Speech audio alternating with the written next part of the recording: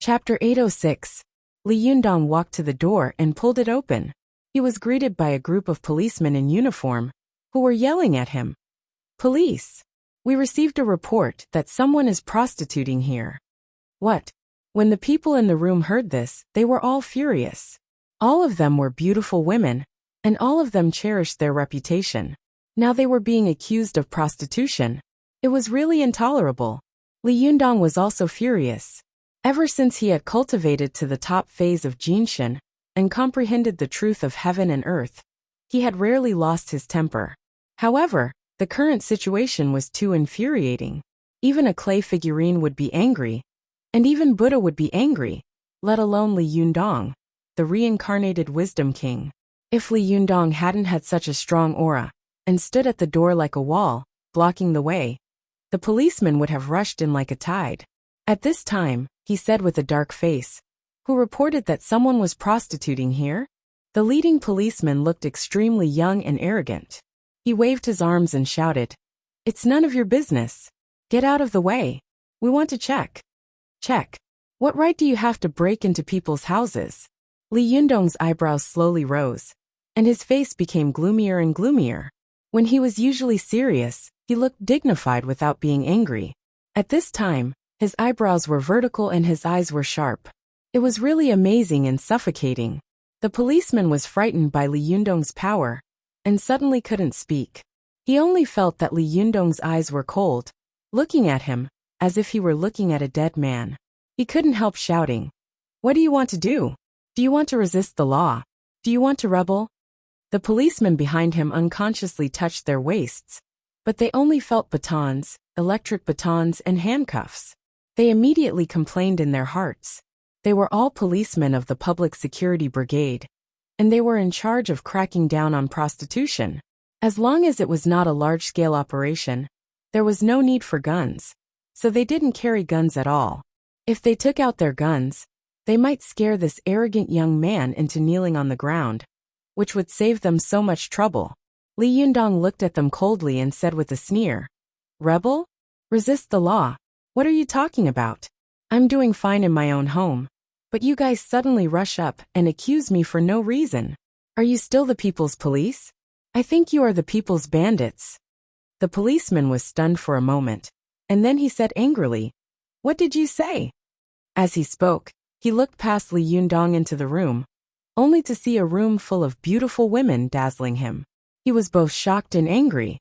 He sneered and said, "Wow, so many women, and you still say you're not prostituting." If it was just Li Yundong, he would just treat it as a breeze and not care about it at all. However, this sentence had destroyed all the people close to him, especially Su Chan. Li Yundong was furious. His eyes flashed like lightning, and his voice was vaguely ferocious. "What did you say? Say it again." Behind him, Ziyuan and Su Chan knew Li Yundong best. Hearing the murderous intent in his voice, they were shocked. Su Chan cried out involuntarily, "Yundong, calm down." Ziyuan immediately turned her head to look at Zhou Qin and hurriedly whispered, "Go up and help. Do you want to see your master kill people?" Zhou Qin had wanted to go up for a long time, but Li Yundong was in front of her. As his disciple, it was not convenient for her to go up without receiving a signal. At this time, hearing Ziyuan's words, Zhou Qin immediately stood up, raised her eyebrows and said sternly, "Who are you? Whose subordinates are you? Gong Zixian sent you? Does he not want to be the director anymore?" Gong Zixian was none other than the director of the Tian'an City Public Security Bureau. The director of the Public Security Bureau was a key department of the government, and he had great power. Even the mayor or the secretary did not dare to underestimate him. Gong Zixian was also a well-known figure in Tian'an City, and many people wanted to curry favor with him, but could not. But such a person was actually called out by his name, by a young and beautiful woman. Zhou Qin's words really frightened these policemen. They all looked at Zhou Qin in surprise and doubt. They didn't know the background of this beautiful woman in front of them at all. How could her words be so scary? Just when they were at a loss, a cough suddenly came from upstairs. The middle-aged man from before slowly walked down the stairs and said, "What happened? Why is it so noisy?" When the leading policeman saw the middle-aged man, He immediately saluted and said, "Hello, Minister Lee." The arrogance and surliness on the middle-aged man's face had been swept away. At this time, his face was full of kindness. He smiled slightly and did not look at Li Yundong and the others. He just greeted these policemen gently, appearing to be approachable. These policemen also knew that although Minister Li was not a great official, he was, after all, an official. They also felt honored that he greeted them so kindly, and they all felt as if they were bathing in the spring breeze. After the leading policeman told him what had happened, he secretly winked at the middle-aged man, and then signaled Li Yundong with his eyes. He lowered his voice and said, "This doesn't seem to be an ordinary person. It's a bit tricky. Minister Li, what should we do? Tell me." Minister Li was a citizen who had enthusiastically called the police. In his opinion, as long as he used his connections to transfer a group of policemen to investigate this young man on the charge of prostitution, he would probably be so scared that he would pee in his pants. Then, he would come out as a savior to appease these frightened beauties. At that time, Minister Li's plan was not bad, but he had miscalculated his opponent. Moreover, the policeman who had whispered to him had not expected that the beauties in the room behind Li Yundong, except for Lu Feier, were all cultivators with sharp ears and eyes. They had all heard the policeman's words clearly, and were keenly aware of some dirty collusion between the two of them. At this time, they were all angry, and Zhou Qin was so angry that her pretty face turned pale. She had never been splashed with dirty water like this before. She immediately sneered and said, "Minister Li? What Minister Li? Are you the Minister of the Organization Department, or the Minister of Education? Or are you from other departments?" After that, she turned her head and shouted at the young policeman, "Call Director Gong here. I want to see how he manages his own people." The young policeman was not an idiot. Seeing that Zhou Qin was not afraid, he felt that something was wrong. He kept glancing at Minister Li, who was standing to one side. Minister Li was also stunned. He frowned secretly, and suddenly came to his senses. Could it be that I've kicked an iron plate? But he was also extremely cunning. He felt that he had not been exposed, so he nodded to the young policeman and said, "Just call Director Gong. Don't rush into the Dragon King Temple." The young policeman cursed in his heart. He was just a small policeman in the public security brigade. How could he have the qualification and courage to call the director? But he quickly had an idea. He dialed the captain's number, and hung up after whispering for a while. Not long after, a young policeman appeared on the scene. As soon as he appeared, the policeman in the corridor saluted and said, "Captain Lu." Li Yundong, who had been watching coldly from the sidelines, suddenly sneered when he saw Captain Lu. This man was none other than the young policeman he had dealt with when he had broken into Dihao. Later, the policeman had come to his house to apologize. Now he had become a captain. It seemed that he had been promoted to a higher position. Li Yundong's expectations were not wrong at all. At that time, Captain Lu had been quick-witted and had reduced a lot of burden and trouble for Director Gong. Therefore, he had been appreciated by Director Gong and had been promoted after returning. Captain Lu had just listened to his subordinate's report.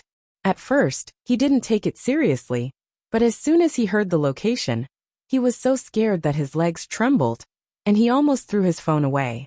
He was too familiar with this place. He had been here before. Others might not know who lived in this place, but he knew it very well. Was his subordinate blind? How could he provoke this guy? Captain Lu immediately put down the phone. After reporting the matter to Director Gong, he immediately rushed to Li Yundong's home. He only wished that there was a fire behind his, and he could turn into a rocket and fly there. He ran all the way, for fear that something irreversible would happen. If that happened, he would be in big trouble.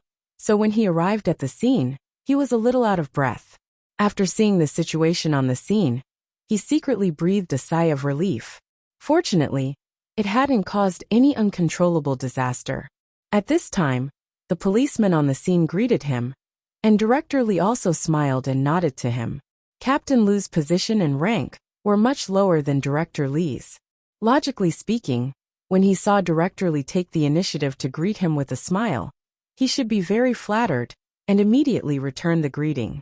However, He was so nervous at this time that he didn't care so much. He just nodded to Director Lee, and then turned his eyes to Li Yundong. Seeing this, Director Lee secretly frowned. He was a little unhappy, but what happened soon left him dumbfounded and sweating profusely. He saw Captain Lu salute Li Yundong, then stretch out his hands with a nervous and respectful expression, as if he had met his own ancestor. "Young Master Li, I'm late. You've been wronged. Are you all right? Director Gong asked me to say hello to you.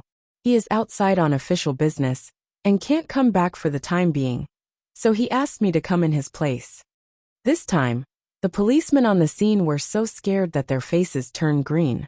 Their captain had actually said such words to Li Yundong so respectfully, and even stretched out his hands to shake hands. In the officialdom, shaking hands was a skill. Extending one hand, and extending both hands was very particular.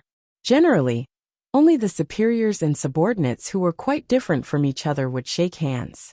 In order to show respect and fear, the subordinates would stretch out their hands to shake hands with their superiors.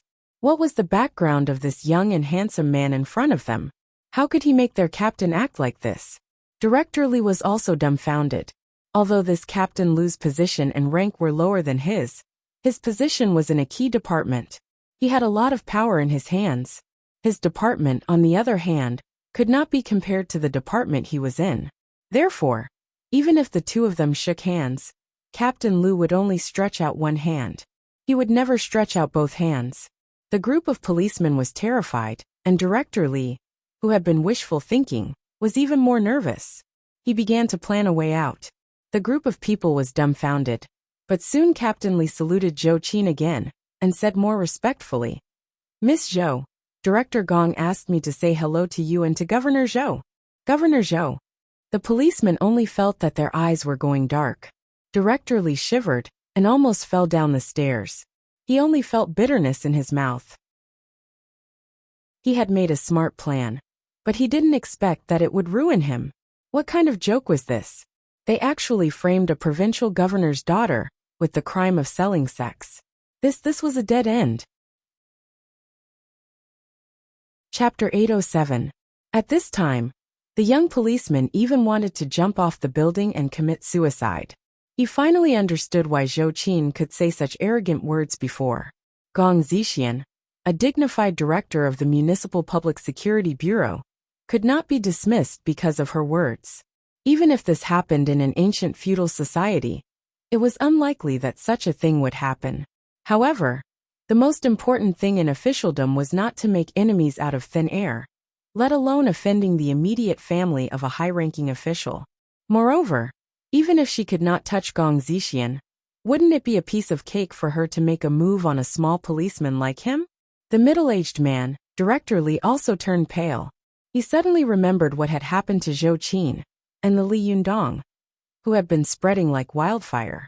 Could it be that the one he had provoked was the Li Yundong who could alarm Li Yuanbo by opening a tea house? Thinking of this, Director Lee really wanted to jump up and slap himself in the face a few times.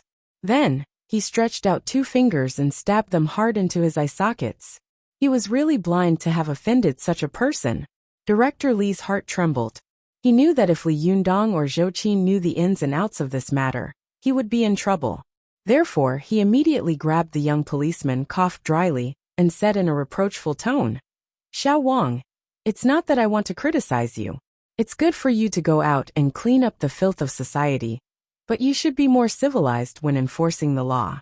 Nowadays, we all talk about civilized law enforcement. Moreover, how can you so rudely and simply determine that the other party is a prostitute just because of a call to the police?" Director Lee's hand squeezed Officer Xiao Wang's palm hard. The hint was very obvious. If you don't expose me, I'll owe you a favor. In the future, even if you get screwed over, I'll still be there to help you. If you expose me, just you wait. Policeman Xiao Wang was not a fool. Naturally, he understood the meaning behind it. He only felt bitterness in his mouth. When he received Director Lee's call, he took the lead and went straight here with a few of his men to crack down on prostitution. However, he didn't expect to kick an iron plate and break his own foot. The most tragic thing was that Director Lee, the initiator of all this, had first cleared his name and let him rush out to take the blame. But what was even more tragic was that he still had to take the blame for this. Otherwise, if he were to forcefully remove himself from this matter, then he would definitely suffer an extremely miserable end in the future. If he was blamed by Zhou Qin, Li Yundong, and the others, he would at most lose his position. Later, Director Li could still help him. At least he would have a good ending. However, if he made things clear, even if the two young masters and the princess didn't care about him, Director Li would definitely try every possible way to remove his hat. Once he removed his hat, he was afraid that it would be removed forever. At that time, no one would be able to help him. Most of the officials possessed a nimble mind. Although they weren't usually intelligent, when it came to their own benefits and official hats, their intelligence and wisdom could truly cause Einstein to feel inferior to death. In an instant, Policeman Xiao Wang clearly understood the gains and losses in this matter. For a moment, his heart was filled with grief and indignation. He looked at Li Yundong and Zhou Qin with a face full of tears, trembling and stammering, wanting to say a complete apology, but when the words were on the tip of his tongue, he couldn't say them. Li Yundong nodded to Captain Lu, who had already been promoted, and said, "Since it was a misunderstanding, then forget it. Be careful in the future, and don't jump to conclusions so easily." Captain Lu was greatly moved. He saluted again, then stretched out his hands and said excitedly, "Child Li, you are really magnanimous. On behalf of the entire Tian'an City Security Brigade, I would like to express my gratitude to you. When we go back, we will definitely reflect on this matter and avoid such a thing from happening again." Only then did a slight smile appear on Li Yundong's face. Captain Lu shifted his gaze to Zhou Qin again. With a dry smile on his face, he said ingratiatingly, "Miss Zhou, this is just a misunderstanding. How do you think we should deal with it?" Zhou Qin sneered and glanced at Director Li, who was not far away from her. She also knew that this policeman was just a gun being used. The real bad guy was Director Li, but now that he had cleared himself clean, even if she wanted to cause trouble for him, she was afraid that she wouldn't have an excuse. If she insisted on causing trouble, Director Li would bite the bullet and shout that he was wronged. Then things would really be a little difficult to clean up. Although she could always find a way as long as she found the phone number to report the case, it would be too embarrassing if the news spread. It was fine if she was innocent, but there were also Ziyuan Suchan and so many other people here. Moreover, her master was also implicated in it. It would be fine if others chewed on her tongue, but if they also chewed on Li Yundong's tongue, then Zhou Qin would definitely fly into a rage. Zhou Qin snorted and said meaningfully, "Don't worry, I'm not an unreasonable person.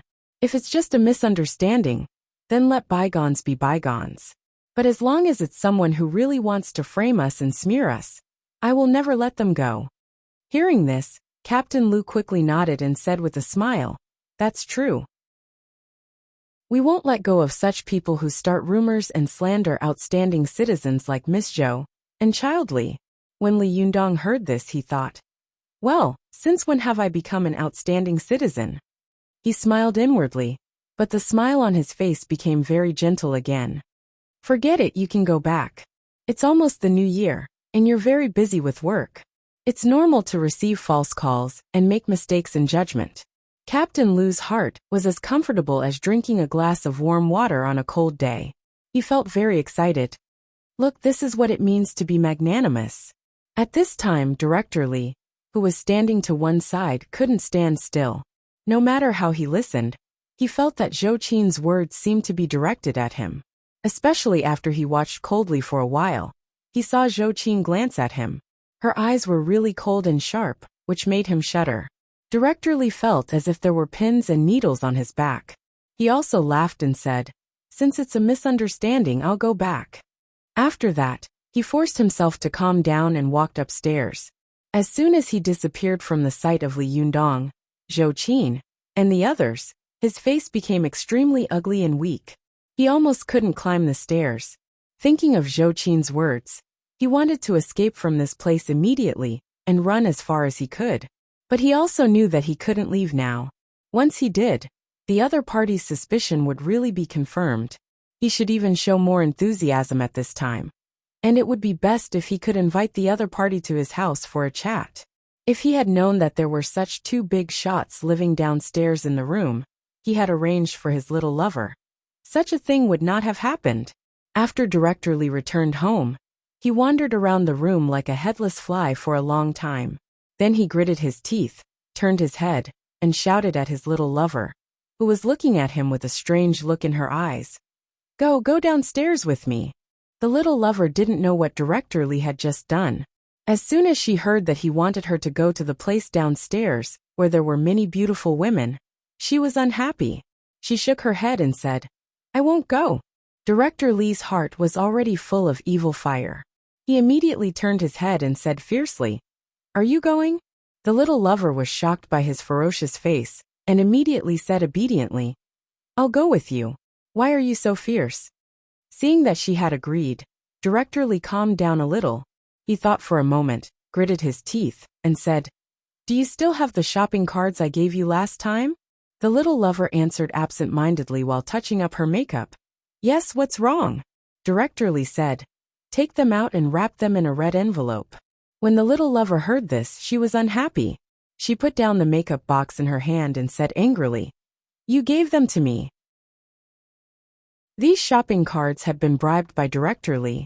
These were the safest things to give away these days. However, Director Lee had so many shopping cards in his hands, and it was useless.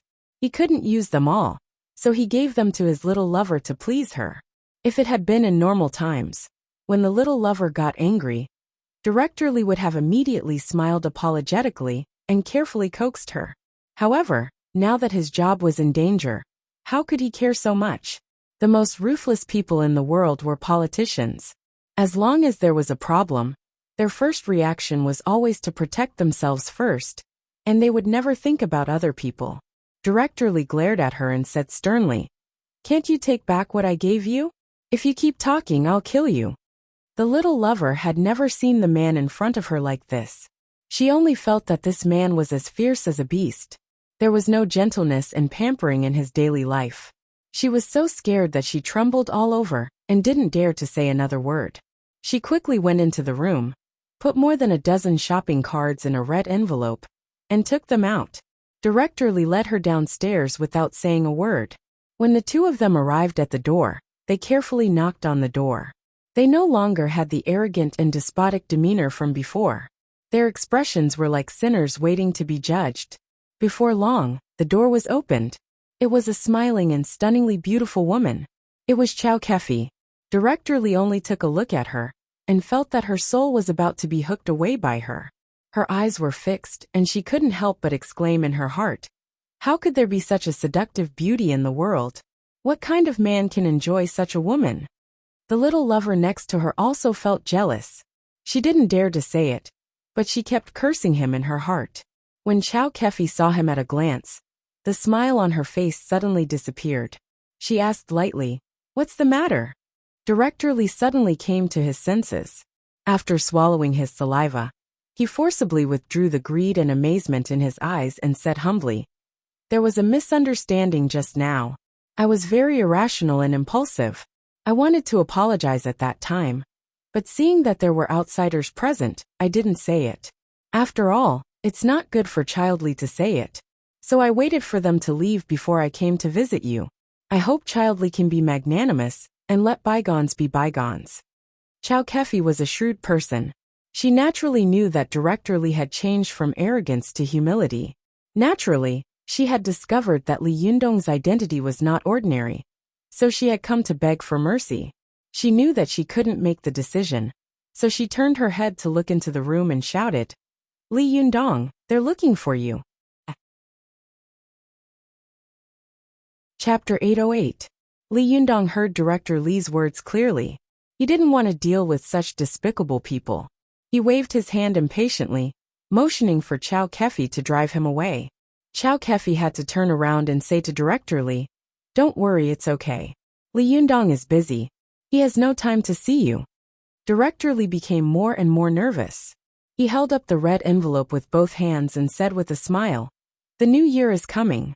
I don't have any greeting gifts. I only prepared these in a hurry. I hope Mr. Li will like them.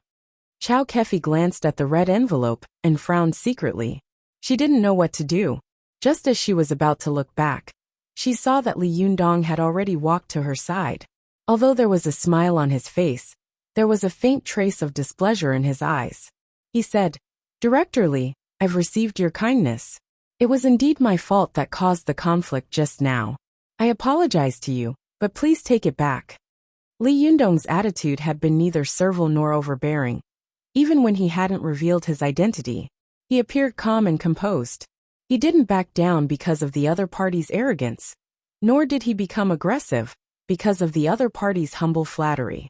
He showed his excellent character. Director Li's little lover saw this and sighed in her heart. This is a dragon among men. I wonder how many lives of good fortune it takes to be able to snuggle up to such a man. While she was thinking about it, Director Li smiled awkwardly and held the red envelope in his hand. He didn't know whether to accept it or not. Chow Kefi saw that Li Yundong was too embarrassed to drive him away, so she smiled and said, "Well, that's it. It's over. We still have things to do." The smile on Director Li's face froze, and he cursed in his heart. But he didn't dare to pester and refused to leave, so he nodded and bowed and said, "Well, I'll come back another day to visit." As he said that, he secretly kicked his little lover next to him, indicating that she should also say something. The little lover was a little jealous of Chow Kefi's stunning beauty. After being kicked by Director Li, she also smiled and said sweetly, "Yes, it's going to be the new year soon. When the time comes, the two families will have a good time together." Chow Kefi's eyes were like the fiery eyes of gold, as if she could see through the real relationship between the two at once. Although she was beautiful and strong, she was very strict with herself, never compromised with any unspoken rules, and never loved vanity.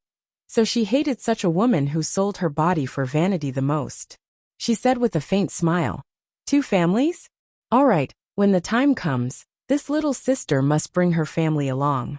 Let's have a drink together." When the little lover heard this, her face changed as if she had been slapped in the face in public. If it had been in front of others, she might not have been so angry. But she felt that Chow Kefi had said such words in front of Li Yundong.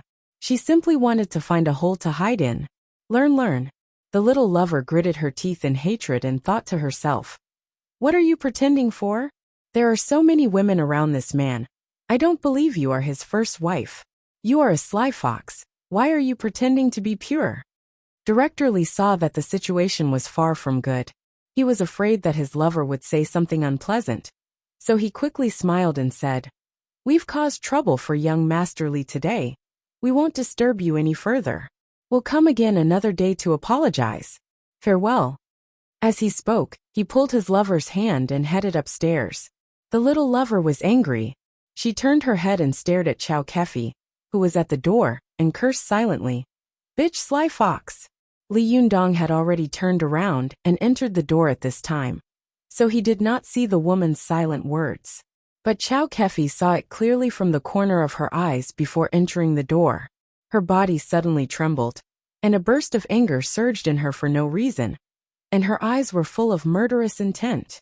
After the little lover scolded silently, she turned around and went upstairs. She did not see Chow Kefi's frightening gaze, nor did she know that her quick tongue had buried the root of a fatal disaster. Chow Kefi's murderous eyes followed the woman closely. She moved and was about to follow up when she suddenly heard Li Yundong turn his head at this time and ask curiously, "President Chow, what's wrong with you?" When Chow Kefi heard this voice, her body suddenly trembled, and the murderous intent in her eyes slowly faded. Soon she was at a loss and said in a daze, "No, nothing." Li Yundong smiled and said, "Nothing? Then why are you still standing at the door?" Chow Kefi responded with a little confusion, turned around, closed the door, and walked in. At the warm invitation of Li Yundong and others, Chow Kefi and Lu Feier agreed to stay at Li Yundong's house, but both of them lived in the house on the side of the Purple Garden. Late at night, Lu Feier took Chow Kefi's hand and talked excitedly. Naturally, Li Yundong and the others were part of the conversation. The two of them talked for a long time before they fell asleep one after another.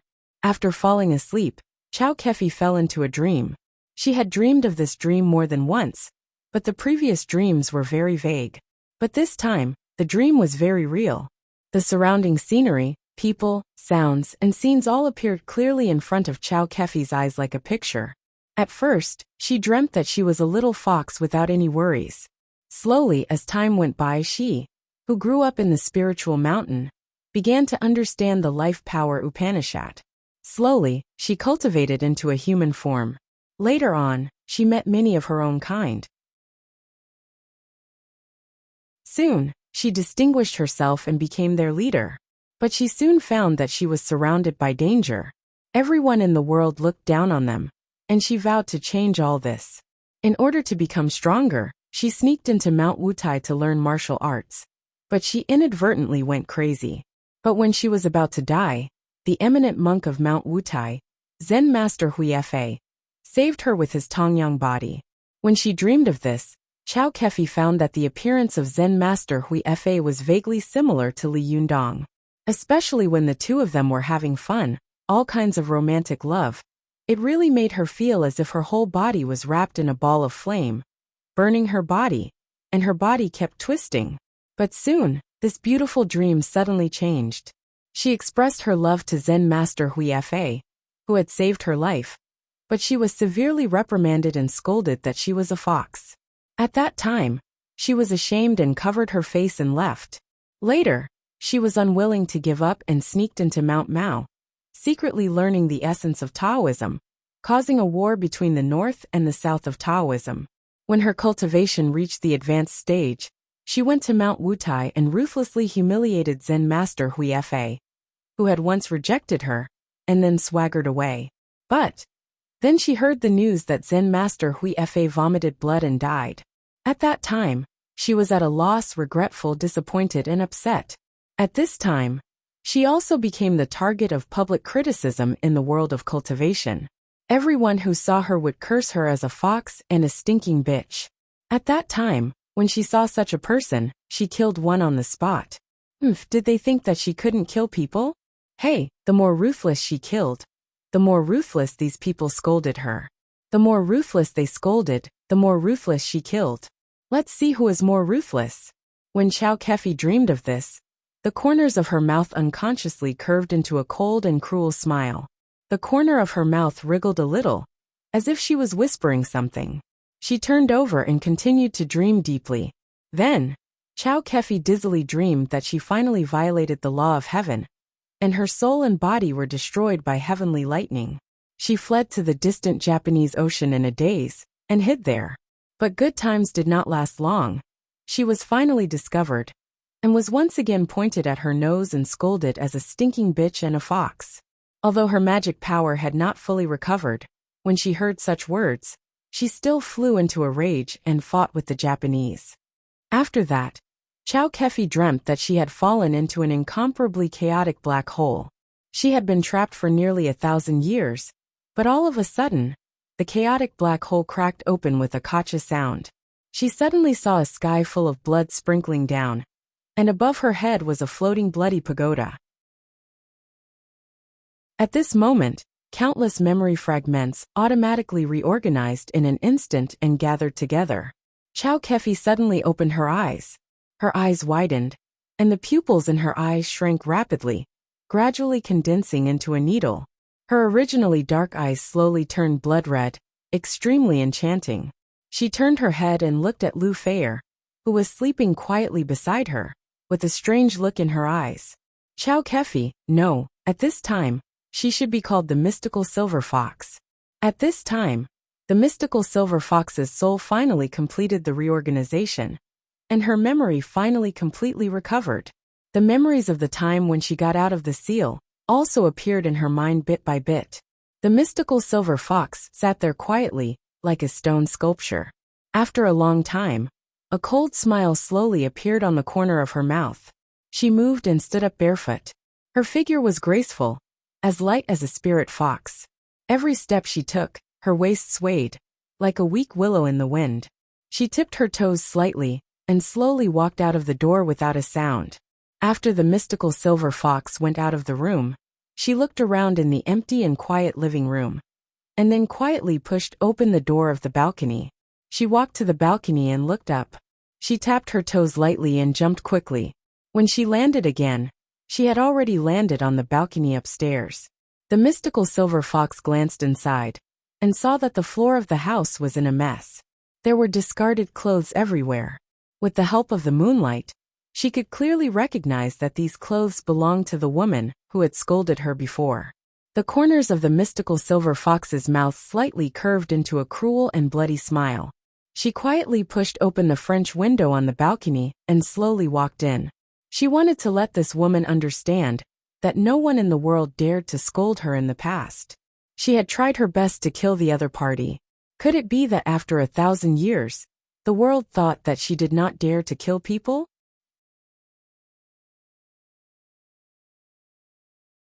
Chapter 809. In the silence of the night, the middle-aged man, Director Lee, was asleep with his naked lover in his arms. However, he was having a nightmare. In this nightmare, Director Lee was reported for taking bribes and was punished by the Commission for Discipline Inspection and Discipline Inspection. He lost his position, and then his lover ran away with the money. His child ignored him, and all his friends who used to call him brothers drew a line with him. Only the yellow-faced woman he looked down on was still by his side, crying all day long. Director Lee abruptly woke up from his nightmare. His heart was filled with guilt. His forehead was covered in sweat, and he gasped for breath. His eyes were wide open like a dead fish, and the uneasiness in his heart was like dough that kept fermenting and swelling. No, I've offended Mr. Lee and Miss Zhou. The consequences must be very serious. They will definitely not let me go. I have to go and apologize again. I don't believe that. There's no one in this world who isn't greedy for money. Director Lee picked up something and wiped the sweat off his forehead as he thought to himself with lingering fear. In his opinion, all men in the world were as greedy as he was. This Mr. Lee had so many beautiful women around him that he couldn't curry favor with him, but he could curry favor with money. As long as he gritted his teeth and spent a lot of money, he might be able to get a big backer like Mr. Lee. Then, he would be able to get back 100-fold in the future. The main reason why few officials in China did good things was because they treated being an official as an investment and a business. As the saying goes, traveling thousands of miles to become an official is for money. As long as they can earn money, they are willing to pay any price. From power, money, and beauty to the interests of the common people and their own souls. There was nothing that they couldn't trade or sell. Director Lee thought very seriously. He had apologized to Li Yundong and Zhou Qin before, but he didn't get a response from them. This made him very nervous, and when he got home, he couldn't sit still. The famous Russian writer Chekhov once wrote an immortal short story called The Death of a Junior Civil Servant. It was short and concise, even less than 2,000 words.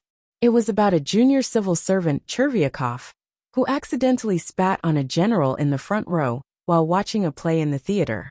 The junior civil servant panicked and kept apologizing, which made the general not know whether to laugh or cry. Then the general really flew into a rage. The junior civil servant didn't get the general's forgiveness and died of fear after returning home. Director Lee was a bit like Chervyakov, a character written by Chekhov. He was restless even in his dreams. The only thing he had that was better than this little civil servant was that his psychological quality was very strong. He had resisted the urge to run away that night. In fact, he also knew that the monk could run away, but the temple could not. If Li Yundong and Zhou Qin wanted to deal with him, where could he run to? Go abroad? He hadn't earned enough yet. Besides, it was very difficult to escape naked now. Director Lee sat by the bed and looked at his little lover, who was sleeping soundly on the bed. He cursed in his heart. Motherf asterisk cur, it's better to be a woman. Once we get married, we can live a happy life.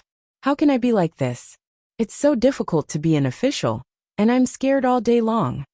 Director Lee sighed and his body was sweating profusely. He kept wiping his sweat with something in his hand, but he soon found that something was wrong. The thing in his hand smelled. He looked down and saw that he was holding a lacy blue underwear. It belonged to his little lover. He had used it to wipe the traces of the war. Director Lee immediately felt disgusted and hurriedly threw the underwear far away. But as soon as he threw it, he found that the underwear was floating in front of a pair of feet. It was a pair of beautiful feet that were as white as jade. She was not wearing shoes or socks. The tips of her toes were padded, and the instep of her feet was arched in a beautiful arc. There was not a single meridian or blood vessel in this arc.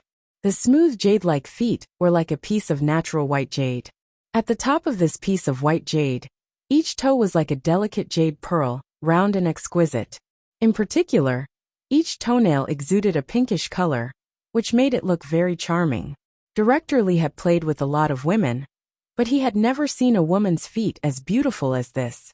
It was as if this pair of beautiful feet was transformed from the world's most enchanting spirit, specially born to charm men. Just by looking at these beautiful feet, he couldn't help but stare blankly, swallowing his saliva incessantly.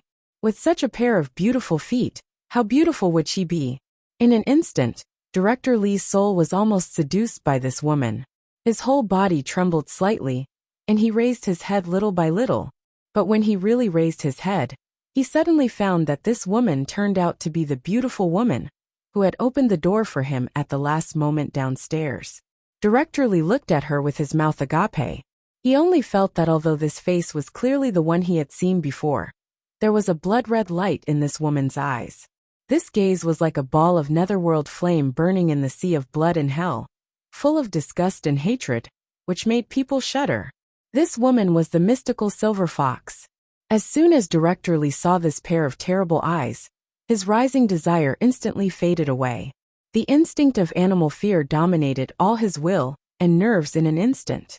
His desire to survive and animal instinct told him that this woman must be here to kill him. Director Lee couldn't help but scream, "Help!" But as soon as his voice came out of his throat, the mystical silver fox stretched out a jade arm like lightning. Her pink lotus-like forearm was exposed in the air, and her 5 fingers were like spring onions. She made a gesture of strangling the other party's throat from a meter or 2 away, and then slowly raised her arm. The powerful aura and junshi of the mystical silver fox wrapped the middle-aged man invisibly and slowly grabbed him in the air. At this time, the little lover on the bed also woke up in a daze. As soon as she opened her eyes, she was shocked to find that the man beside her was floating in the air, covering his throat with both hands, his eyes bulging, his feet kicking, and his throat making a hoarse sound, as if an invisible hand was grabbing his neck and lifting him up. The little lover was so scared that she was about to scream. The mystical silver fox immediately stretched out another hand and lifted her up in the air. The mystical silver fox raised her hands horizontally and carried the man and woman in the air like a chicken. The corners of her mouth curled up slightly, and her smile was cold and full of ridicule. Her body moved, and in an instant, she disappeared with the 2 people, and then appeared more than 100 meters above the ground. At this time, the moon was bright and the stars were sparse. Director Lee and his little lover were struggling frantically. Their eyes were full of the cold and ferocious smile of the mystical silver fox. In addition, there was a cold crescent moon hanging high in the sky. At a height of more than 100 meters, the cold wind was blowing. It was really a dark and windy night for killing. Director Lee and his little lover were so scared that they peed their pants. None of them understood why this extremely beautiful woman in front of them could fly up with them. Moreover, why did she want to kill them? Could it be that I've done too many sins and this is my retribution?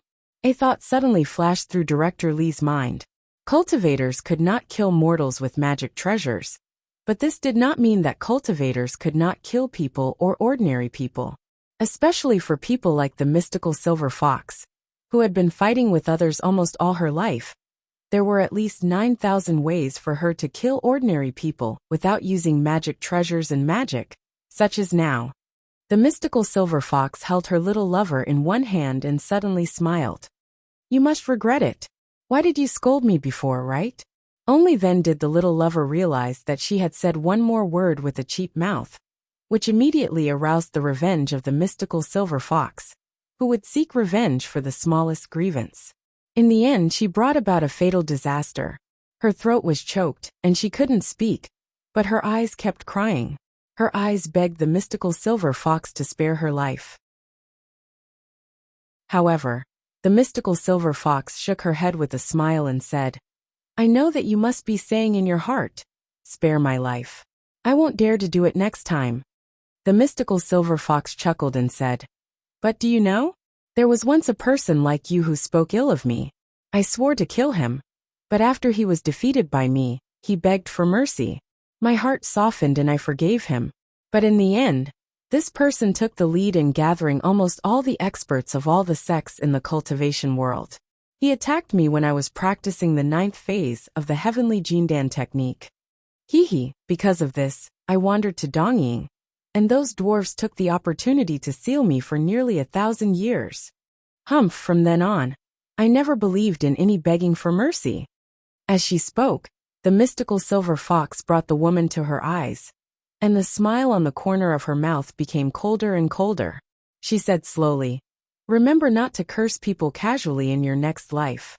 After that, she loosened her hand, and the beautiful little lover fell down like a kite with a broken string. The little lover kept waving his limbs in the air and screaming hysterically. But not long after, he fell to the ground with a bang, and the screams stopped abruptly.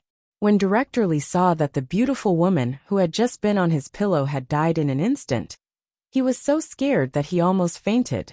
At this time his mind was in a mess. There was a hysterical voice shouting in his mind, "Who is this person? What cultivation world? What heavenly Jindan technique? What seal? Is this a dream or a movie? What the hell is this?" Director Lee closed his eyes. He wished that all this was just a nightmare. As long as he opened his eyes again, everything would be safe. But at this time, the mystical silver fox looked at him and suddenly giggled. "You are really afraid of death. Do you still look like a man? Don't worry, even if I want to kill you, I will suck up your yang qi and let you die of bliss." At this time, Director Lee suddenly opened his eyes. He was really dizzy. He actually had the idea of dying under the peony skirt, and becoming a ghost was also a romantic idea.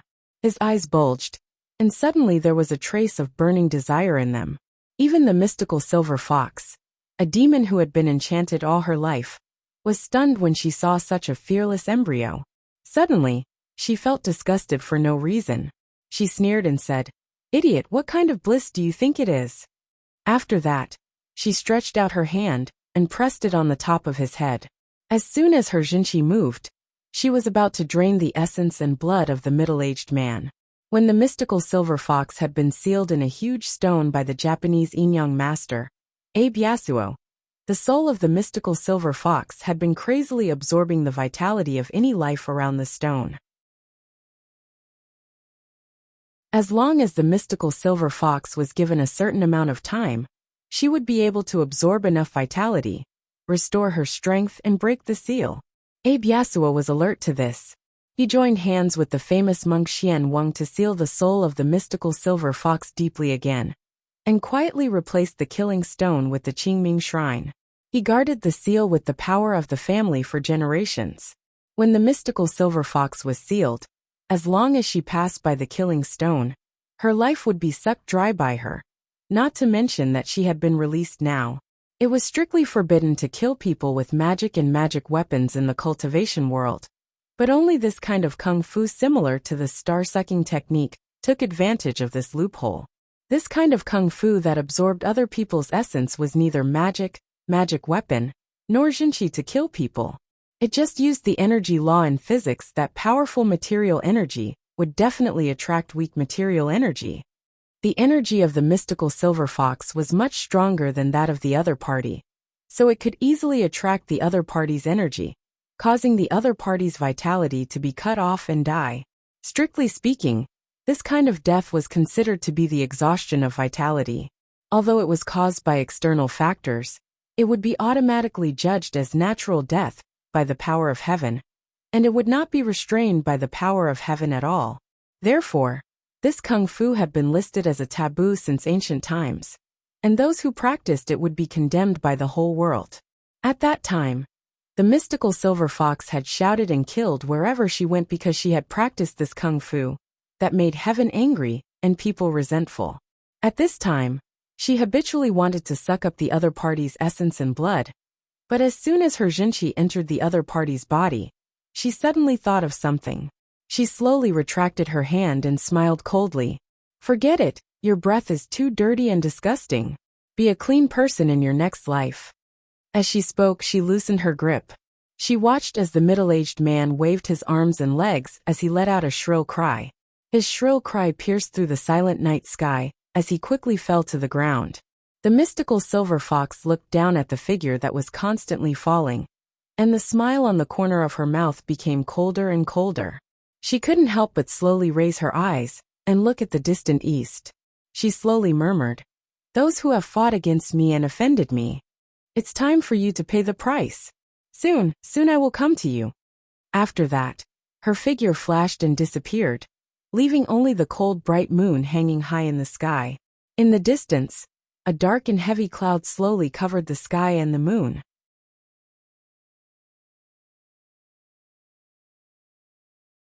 Chapter 8:10. The screams of Director Lee and his little lover broke the silence of the night. Li Yundong and Su Chan, who were secretly making out in the room, suddenly sat up in shock when they heard the first scream. Su Chan asked with a surprised face, "What happened?" But as soon as she finished speaking, she heard a loud bang, as if a heavy object had hit the ground. Su Chan was shocked. This seems to be. Li Yundong and Su Chan looked at each other in dismay. As soon as they did so, they heard another scream. This time, it was from a man. After a while, there was another thud, as if a heavy object had hit the ground. Li Yundong's face darkened. He didn't have time to be intimate with the girl. He winked at her and hurried out of the door in their pajamas. As soon as they went out, they saw the others in the room come out curiously and ask each other what had happened. Li Yunyang and Su Chan quickly rushed to the balcony and looked out. As soon as they arrived at the balcony, they saw that Zi Yuan, Ruan Hongling, and the others in the room next door had also walked to the balcony with curiosity and surprise. Li Yundong and Zi Yuan looked at each other and looked down at the same time. They saw two people lying in a pool of blood. Their eyesight was excellent. Even in the middle of the night, with the help of the moonlight, they could see the identity of the two people from a distance. What's going on? Li Yundong's heart sank. How did they die? This is troublesome. Can't they let me have a good new year? Zi Yuan's face also tightened and she said, "Call the police." Su Chan looked at the two people lying in a pool of blood in confusion. She couldn't help but look up and say, "Strange, how did they die? Jump off the building?" At this time, Zhou Qin also followed her gaze. They lived on the third floor, and this building was only 4 stories high. Was it really necessary to jump from the top? Moreover, the two screams just now were obviously from falling from a high altitude. The sound dragged on for a long time. If they jumped from the 4th floor, they would have landed before they could catch their breath. How could the sound drag on for such a long time? Zhou Qin shook her head and said, "That's impossible. He definitely didn't jump off a building. He probably fell from a high altitude." Su Chan had a strange look on her face. There aren't any high floors nearby. Even if they wanted to fall, they wouldn't have the conditions. Could it be that they took a plane and then fell? At this time, Ao Wushuang was also alarmed. She walked to the balcony and silently observed the situation in front of her. After hearing Su Chan's words, she suddenly thought of something and said, "It's unlikely that they took a plane, but it's possible that they flew up." Su Chan blinked. "They can fly by themselves?" Ao Wushuang said lightly, "They can't, but can't we?" These words caused everyone to be instantly speechless, and they looked at each other in dismay. Wasn't that right? Almost everyone here was a cultivator. Could it be that someone found the two of them an eyesore and killed them? The two of them had spoken ill words before, and had offended Li Yundong and the others. For a moment, everyone was suspicious of each other. The little foxes were outspoken and asked each other, "Was it you? Tell me the truth." Leniency for those who confess, severity for those who resist. But those who were asked all shook their heads blankly. Li Yundong and the others were even more confused. Li Yundong thought to himself, "There shouldn't be anyone so blind as to cause trouble for these two guys at this time. It's almost the spring festival. Why would they do such a thing? Besides, these two guys had offended me, so they didn't deserve to die. Ao Wushuang's sharp eyes swept over everyone's faces. Soon, she found that two people were missing from the group. She suddenly had an idea and quickly rushed into the room. But as soon as she moved, she saw Chow Kefi's door creak open. Lu Feier was wearing pajamas and standing at the door with sleepy eyes. She yawned and said in a daze, "What happened? It's so noisy." Ao Wushuang frowned slightly and asked, "Where's Chow Kefi?" Lu Feier looked back and pointed to the room. "Sister Chow is sleeping inside." Ao Wushuang walked to the door and peeked inside. Sure enough, she saw Ao Wushuang sleeping quietly in the room, snoring slightly. Ao Wushuang was stunned and then asked in a low voice, "Was she with you all night?" Lu Feier covered her yawning mouth with her small hand and said, "Of course, Sister Chow and I fell asleep very late. She slept like a pig." Ao Wushuang nodded secretly and didn't ask any more questions. Lu Feier asked curiously, "What happened?" Ao Wushuang pointed to the outside of the balcony and said, "Go and have a look yourself." Lu Feier went to the balcony and looked out. At this time, the lights of the whole building had been turned on. Almost every family had their heads out to look outside, shouting one after another. When Lu Feier saw the two figures on the dark ground, she was also stunned. Then she turned around and ran out of the door like a gust of wind. She went downstairs and took a closer look. Lu Feier sucked in a breath of cold air at the sight. She saw that the beautiful woman, who had spoken ill words before, was lying in a pool of blood. She was naked, and her whole body was badly mutilated. She almost couldn't be seen. On the other side there was a man lying. The man's head was broken, and black, white and red parts were scattered all over the ground.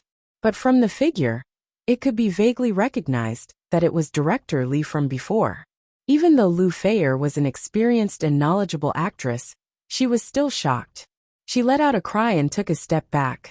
She stepped back and stepped on a person behind her. She was shocked and quickly turned around to apologize. "Oh, I'm sorry." The woman who had been stepped on was about 30 years old. She was also curious to see what was going on between the two of them.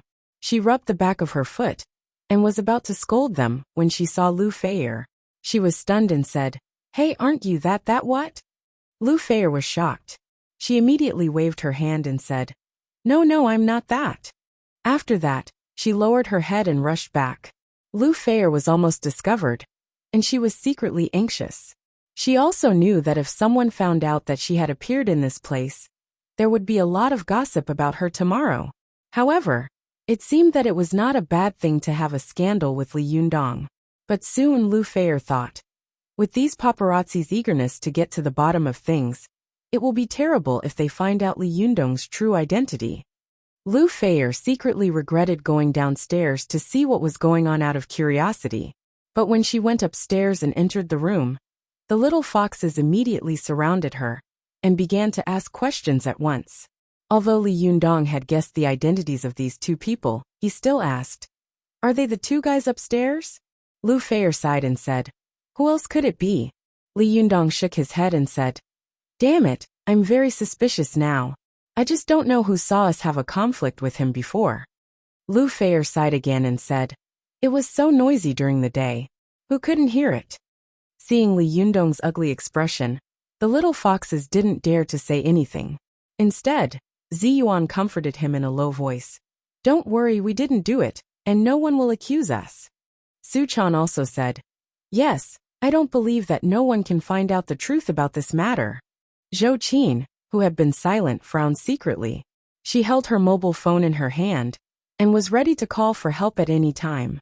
While everyone was talking and feeling a little worried, the police finally arrived after receiving one call after another. In the middle of the night, the flashing police lights illuminated the residential area. The originally quiet residential area suddenly became very lively. None of the families were in the mood to sleep. They were either standing on their balconies to watch the commotion, or surrounding the scene downstairs, pointing and gossiping. The first to arrive were Captain Liu and his subordinates from the Public Security Brigade, followed by the Criminal Police Unit.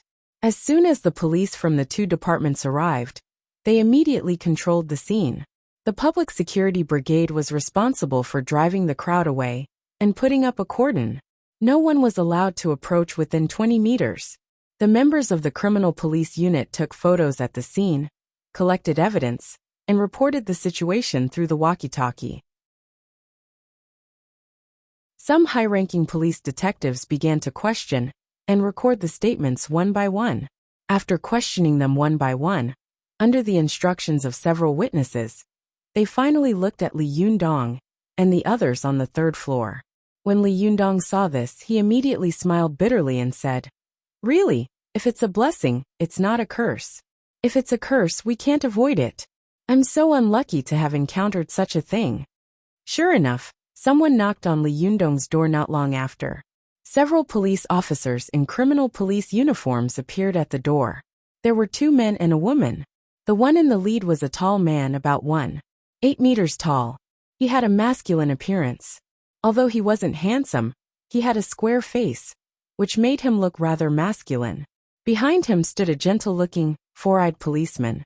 It was obvious that he often did paperwork. Next to the four-eyed policeman stood a beautiful woman in a police uniform. She looked valiant and valiant. The 3 people saluted when they saw each other. The square-faced policeman, who was the leader, said seriously, "Hello, I'm Hu Jian. I'm here to ask you about the case. Please cooperate with the investigation." Although Li Yundong sighed in his heart, he was still very polite on the surface. He smiled slightly and welcomed the 3 people in. As soon as the 3 people entered the door, they were extremely shocked to find that the room was full of beautiful women. They were all fat and thin, and each of them was different.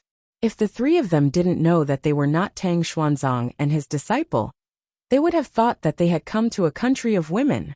The first reaction of the 3 people was to think that Li Yundong was a greedy person, and then they thought that he was a member of the Crown Prince's party and a rich second generation. If he didn't have power and influence, how could he have so many beautiful women around him? In the public security system, the public security brigade that was in charge of public security usually had to deal with people from all walks of life, so most of the policemen were slippery.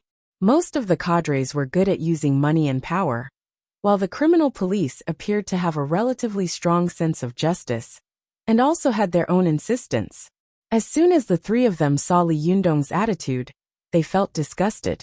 The leading policeman frowned and asked in a somewhat unfriendly tone, "What were you doing when the case happened tonight? Who were you with? Who can prove it?" Li Yundong noticed that the square-faced man had fired off a barrage of questions as soon as he had arrived, as if he were the culprit. He frowned inwardly and was about to speak when Zhou Qin, who was beside him, interrupted him. "Who is your leader? Where is Director Gong? Why didn't he come to the scene?" The square-faced man turned his head and looked at her, his face full of displeasure. "Who are you?" "I haven't asked you yet. Besides, this isn't a big case. Is there a need for him to come?" Zhou Qin smiled slightly and said, "Since it's not a big case, why are you so aggressive? Moreover, a case related to my master is a big one. If he doesn't come, who will?" The square-faced man flew into a rage and slammed the table.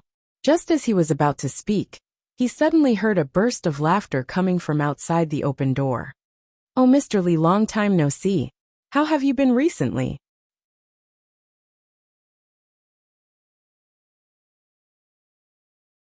Chapter 8:11. Hearing this voice, everyone turned their eyes in unison and looked at the door. Everyone saw a man about 50 years old walking in with a smile on his face. Li Yundong also knew this man. It was Director Gong, whom he had met in Dihao. Zhou Qin looked at him from the side and smiled in her heart. "Hey," he reacted quickly and came at the right time. But how did he get the news so quickly? As Zhou Qin thought about it, her eyes involuntarily swept behind Director Gong. Sure enough, she saw Captain Lu of the security team following behind him like a shadow. Zhou Qin suddenly realized that it must have been this guy who had tipped them off. In fact, this Captain Lu, who was still a commoner, had been relatively quick-witted and tactful when he was in Dihao. Now that he had been promoted to an official, he knew better than to follow his backer and ask for instructions for everything. What had happened here during the day had been reported to Director Gong as soon as possible, and he had been praised by him. Now that such a thing had happened at night, how could he not report it to his immediate superior as soon as possible? As soon as Captain Liu reported, Director Gong, who liked to strategize and command from afar, had the habit of not being present at the scene, but when he heard the identity of the deceased, the location of the incident, and the suspects involved, he suddenly broke out in a cold sweat. What? Director Li of the Municipal Party Committee fell to his death, naked with a mistress? The suspect was actually Li Yundong, who had been congratulated by the governor and almost the entire Tian'an municipal government. And he was also married to Zhou Kechang's daughter? What the hell is going on? Two feudal officials had been implicated in this matter. The power behind these two old guys was really terrifying. As for Director Li of the Municipal Party Committee, he originally had some background, but compared with these two high-ranking officials, he was like a yellow fish compared with a blue whale. They were not on the same level at all. Director Gong was keenly aware that he had to be there as soon as possible. On the one hand, he had to take the lead, and on the other hand, he had to leave a good impression in front of young Master Li and Miss Zhou. Although this was unavoidably shameless, if the two of them casually mentioned his name in front of Zhou Kechang or Li Yuanbo afterwards, it would be really beneficial. Because of this, Bureau Chief Gong rushed to the scene immediately. His speed was not much slower than the reporters. Before he arrived, his voice reached first. The three criminal policemen who heard his voice immediately stood up and saluted. Gong Zixian smiled and reached out to shake hands with them. Then he came to Li Yundong enthusiastically and stretched out his hand with an extremely bright smile. "Child Li, I haven't seen you for a long time. You look better and better." Li Yundong smiled and shook hands with Director Gong, saying, "Director Gong, you're still as elegant as ever. Why are you here today?" Director Gong chuckled and said, "Hey, don't say that. Since such a big thing happened, I naturally have to come. I heard that young Master Li and little Zhou were involved. How could I sit still? Naturally, I had to come immediately to clear your names."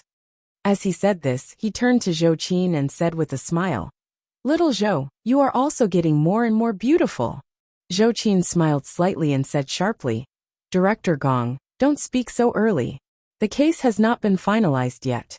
We are also suspects. It's not right for you to handle the case like this." She pointed to the three policemen and said with a faint smile, "We still have to cooperate with the investigators to make a statement." Gong Zixian secretly frowned and glanced at the three policemen with an unfriendly gaze. Then he laughed and said, "What are you talking about? The confession is recorded by the criminal. Even if we want to interrogate them, we should ask the two of you to assist in the investigation and make some statements."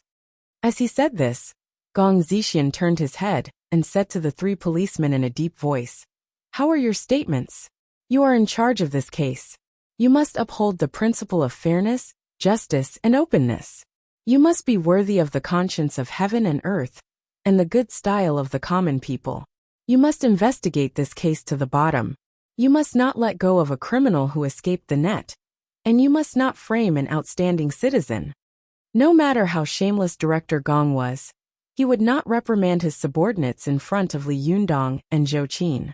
Otherwise, if the matter spread, how could others point fingers at him behind his back? Who would work for him? Therefore, he said such a thing in a roundabout way. His words were watertight and sanctimonious. But in the end, the focus was on never framing an outstanding citizen. But who was an outstanding citizen? Wasn't it clear at a glance? The three policemen looked depressed, and the square-faced leader's face was even more sullen. His stomach was full of complaints. "You picked these people out as soon as you came. Isn't this disrupting the investigation of the case? These people are obviously the biggest suspects. Why do you need to take a fucking statement? You might as well call it a day and go back to sleep." But these words could only be said in his heart. He absolutely could not say it in front of Li Yundong and Zhou Qin. The square-faced leader suppressed his displeasure and apologized to Li Yundong and Zhou Qin in a muffled voice. "I'm sorry, Mr. Li, Miss Zhou. You have your own duties. Just tell us how to cooperate. We will try our best to cooperate with you." Li Yundong's heart was like a mirror. He smiled slightly, knowing that the other party was also a conscientious policeman. It was just that the supervisor had a strong sense of empathy. There was no other fault. He said in a gentle tone, "Don't mention it. You have your own duties. Just tell us how to cooperate. We will do our best to cooperate with you." Lee Yundong's attitude made the three of them feel much better. Their expressions relaxed, and they began to seriously inquire about the case and take notes. After taking notes, the three policemen saluted Lee Yundong and the others, turned around, and took their leave. Bureau Chief Gong also stood up with a smile and shook hands with Li Yundong and Zhou Qin. "Childly little Zhou," he said with a smile. "If there is any inconvenience, please forgive us. We will definitely investigate the case and clear Child Li's name." Li Yundong smiled faintly. "The innocent will be innocent, and the turbid will be turbid." Bureau Chief Gong gave him a thumbs up. "Good. Child Li, you really have a good bearing. Amazing." Square-faced and the two policemen behind him felt sick to their stomachs when they saw Bureau Chief Gong's shameless flattery. They found an excuse and quickly left. When the three of them went downstairs, the four-eyed officer couldn't help but grumble. Bureau Chief Gong himself is a criminal investigator. How can he not understand the rules? How can there be someone like him? The biggest suspect had been singled out as soon as he arrived. Isn't this creating obstacles and trouble for us to solve the case? The policewoman next to him sneered. "Childish. Can't you see that these people have powerful backgrounds? Bureau Chief Gong is just trying to protect himself. He's afraid that this case will drag them all into it. He doesn't want to get himself into trouble." "So what if it is?" the four-eyed officer said indignantly. "If the emperor breaks the law, he will be punished the same way as the common people. Isn't this a society governed by law?" The policewoman's smile became more and more sarcastic. "I said you were childish. You really are childish." "How am I childish?" the four-eyed officer retorted. Just as the two of them were about to argue, Squareface pulled a long face and shouted, "Shut up, both of you. Stop making a ruckus here. Come with me to the crime scene." The two of them looked at each other and shut their mouths. They obediently followed Squareface to the crime scene. Although they had seen the scene before, when they took a second look, they saw that Director Li and the mistress, who was 2 meters away from him, had been smashed into a pulp. The bystanders could not bear to see it. The four-eyed officer looked at the location and angle of the corpse, as well as the direction and range of the blood splattered. He couldn't help but look back at the building behind him, and said with a strange expression, "Boss, you said that this person's corpse is 5 or 6 meters away from the building. How did they fall here? From what I see, it doesn't look like he was moved here by someone. Could it be that they were thrown out by someone?" The policewoman also squatted down and looked around the corpse. She shook her head and said, "That's impossible. Who can throw a person who weighs more than 50 kilograms 5 or 6 meters away? Do you think you're Schwarzenegger? Even if you can, look at the way he fell. Is this the way he fell from the 4th floor? In my opinion, if he fell from a plane, he would probably fall like this. From the height of the 4th floor, there's absolutely no chance." Squarefaced also nodded. "Yes, it's impossible to fall like this from the 4th floor. He must have been thrown from at least 20 or 30 floors to fall like this. Any criminal policeman with a little reasoning and observation ability could come to this conclusion. But the strangest thing was that there were no tall buildings nearby. The highest building that could meet this theoretical requirement was thousands of meters away from here. How did the suspect throw these two guys from such a high place? Could it be by plane?" Thinking of this, Squareface suddenly said, "Hurry up and ask if there are any planes passing by here tonight, or if there are any takeoff records of the SI plane. Go quickly." The four-eyed officer responded, and turned his head to investigate. But after a while, he came back with a depressed and confused face. He shook his head and said, "Boss, no.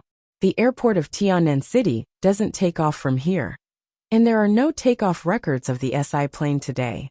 Also, boss, I just checked the video records of the community. After these two people entered the building, they never came out again." This time, the three of them really felt that they had dug into a dead end. They couldn't figure out how these two people went up and how they came down. At this moment, Captain Liu of the security team also came over and looked at the two people. He secretly sighed and shook his head. Alas, they were alive and well during the day. Why did they disappear at night? Squareface glanced at him, then quickly withdrew his gaze and said casually, Captain Liu, what do you think? What do I think? Captain Liu rolled his eyes. He really wanted to say, my opinion is that I have no opinion. But his eyes quickly caught sight of Director Gong, who was walking out of the stairwell. An idea came to him, and he smiled. Oh right, didn't Director Gong start out as a criminal investigator? He used to solve cases like a god. Let him have a look. He must be able to find some clues. Squareface said with some surprise. Ah? Director Gong used to be a criminal investigation background. I can't tell. Gong Zixian had always been known as a nice guy in the police station. No one could tell that he used to be a criminal police officer. Captain Liu took the opportunity to brag. Don't underestimate our Chief Gong. The previous 426 case was solved by Chief Gong. Back then, he was like a god when it came to solving cases. Square-faced, and the others originally had some complaints about Director Gong. At this time when they heard this, they felt a little guilty and said to Director Gong, who came over, Director Gong, what do you think is going on?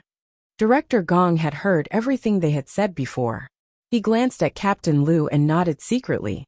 He thought to himself, I didn't train him for nothing. Director Gong smiled modestly and waved his hand. Then he looked at the scene of the case with his hands behind his back and smiled confidently. This case is very simple. When the policemen around heard this, they were all shocked. They had guessed and deduced for a long time, but they couldn't figure out how these two people fell from such a high place and died here. As soon as Director Gong came, he understood it with just a glance. This was really the case of old Ginger being spicier. Square-faced and the others suddenly became more and more respectful. They were all respectful, like primary school students facing their teacher. They asked, Director Gong, please give us some advice. There were also curious policemen next to them. One after another they said, That's right, Director Gong. Tell us what is going on. Director Gong laughed and said, Isn't it simple? He put his hands on his waist and patted his stomach. With a resolute expression he waved his hand. This is obviously suicide.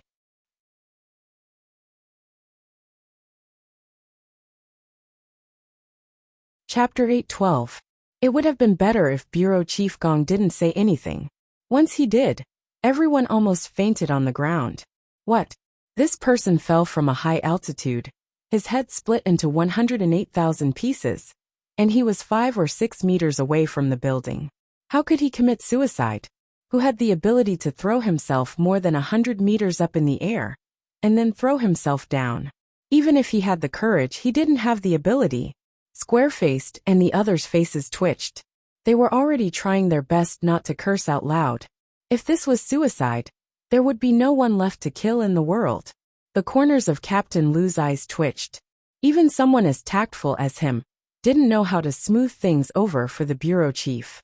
Even a policeman like him, who didn't know much about criminal investigation, knew that this couldn't be suicide. For a moment there was silence. Everyone looked at each other, not knowing how to answer their superior. A policeman mustered up his courage and asked weakly, Bureau Chief Gong, how can you tell that this is suicide? Bureau Chief Gong said slowly, Isn't it simple? It's obvious that Director Li and his mistress had a conflict over money, and then the two of them fought. First, Director Li pushed the mistress down the building in a fit of rage, then committed suicide. Everyone looked at each other again, their expressions strange. Squareface couldn't help but refute. Bureau Chief Gong, that can't be right. No matter how strong a person is, they can't push a living person that weighs 100 pounds so far.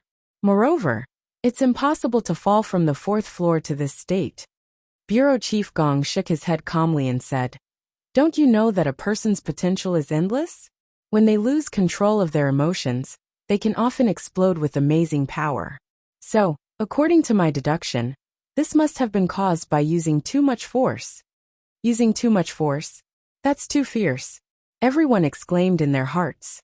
The four-eyed clerk couldn't help but point at Director Li. who had been smashed into a meat patty, and asked, "Bureau Chief Gong, what about this director Lee who committed suicide? How did he end up like this?" Bureau Chief Gong quickly glanced at him, waved his hand and said, "He still used too much force." Wow, this reason was really invincible. It was applicable everywhere. As expected of a detective who could solve cases like a god.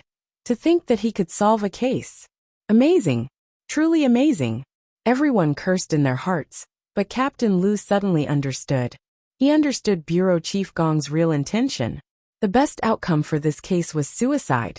Moreover, he committed suicide because of a dispute over love and money. In that case, everyone would be able to get away with it, and everyone would be happy.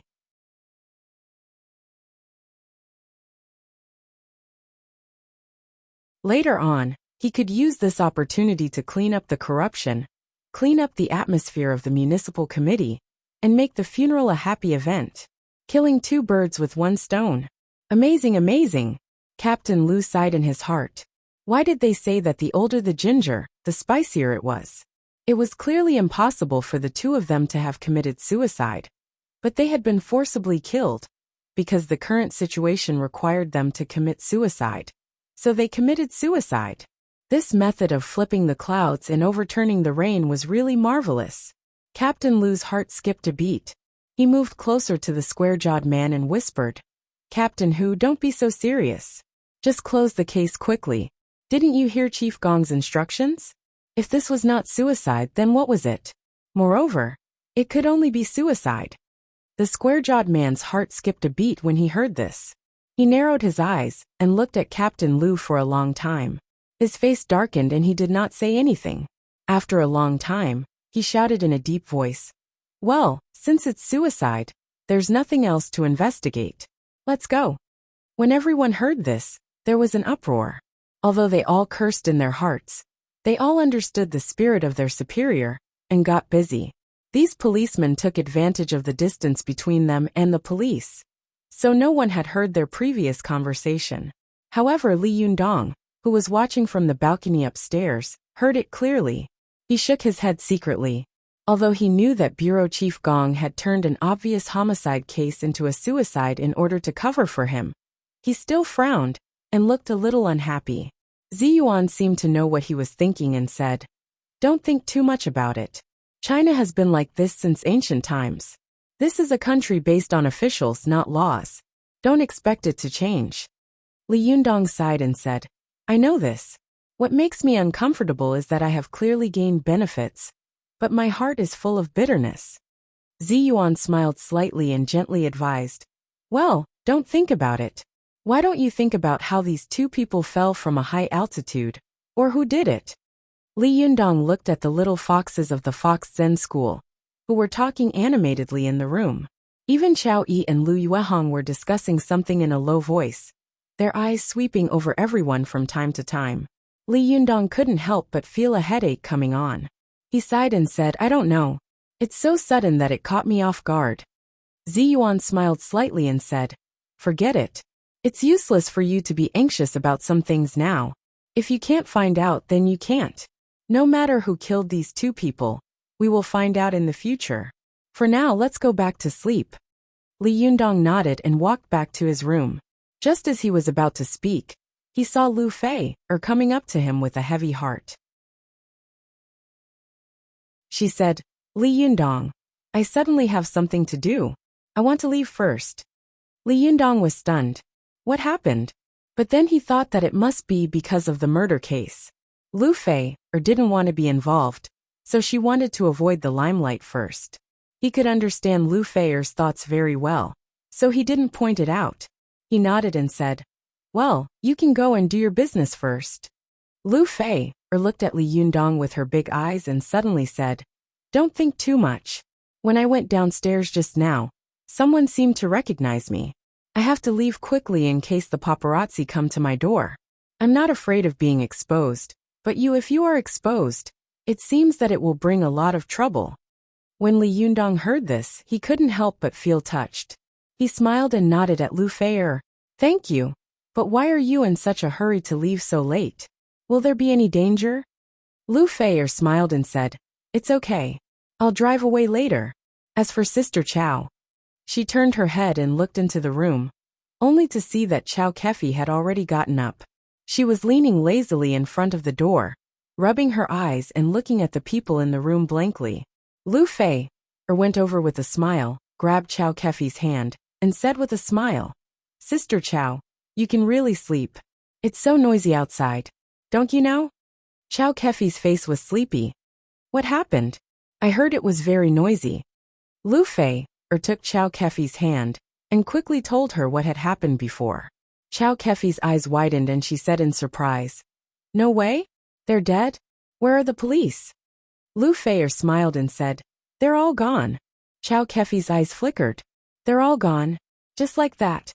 Lu Fei asked curiously, What else can they do? Chow Kefi also laughed and said, That's true. Lu Fei suddenly sighed softly and said, Sister Chow, someone discovered my identity just now. I think I should leave first, in case the paparazzi come over later. That would be troublesome. Do you want to stay here or come with me later? Chow Kefi thought for a moment and said, I'll leave with you first. As she spoke, she couldn't help glancing at Li Yundong, who was not far away, and her expression suddenly became a little strange. But this was only a slight expression for a moment.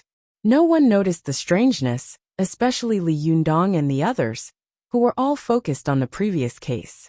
They were guessing who had killed the two people, and whether their strange deaths had been done by the people around them. If so, why didn't they admit it? It wasn't until Lu Fei and Chow Kefi, who had finished dressing, formally said goodbye to Li Yundong and the others that they shifted their attention and got up to see them off. Seeing that Chow Kefi was leaving, Ao Wushuang was unwilling, but she couldn't find a reason to make her stay. She still had a lot of doubts in her heart and wanted to test her again. Therefore, when she went out, she took the initiative to greet her enthusiastically. She reached out to take Chow Kefi's arm and made a gesture of seeing her off. She said with a smile, Let me see you off. Su Chan, who was standing to one side, looked at her master with a strange expression.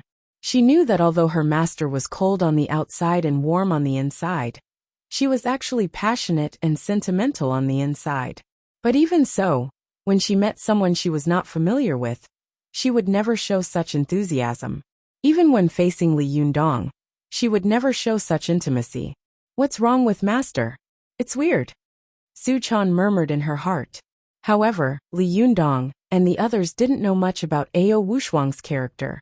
Seeing her enthusiasm for Chow Kefi, they didn't feel strange for a moment. They just smiled and walked slowly to see her off. Ao Wushuang's hand grabbed Chow Kefi. It seemed normal to others, but in fact there was Junqi hidden in this grab. As soon as she grabbed Chow Kefi, the Junqi in her body poured into Chow Kefi's body. However, Chow Kefi didn't seem to feel it. She just held Ao Wushuang's hand and said with a smile, Your hand is so cold. Is it because you're not in good health? Although Tiannan City is a southern city, it's going to be the Spring Festival, and the weather is very cold. You should pay attention to your health. Ao Wushuang's Junqi quickly went around Chow Kefi's body, and felt that her body was empty, no different from that of an ordinary person. She was surprised and doubtful, but she couldn't find any abnormality. She thought to herself, could it be that the mystical silver fox has really been sleeping and hasn't woken up yet? There was no clue on Ao Wushuang's face. She smiled slightly and said, I've always been in poor health. Thank you for your concern. As for you, your body is also very weak. You should also pay more attention to your health. The two beautiful women smiled at each other. Ao Wushuang gently let go of her hand and said goodbye to Chow Kefi. Chow Kefi also smiled and said goodbye to everyone, and then left with Lu Fei. The moment they turned around, a sharp light flashed in the corner of their eyes at the same time. No one noticed that the two peerless foxes were full of killing intent at the same time, and their eyes were full of murderous intent.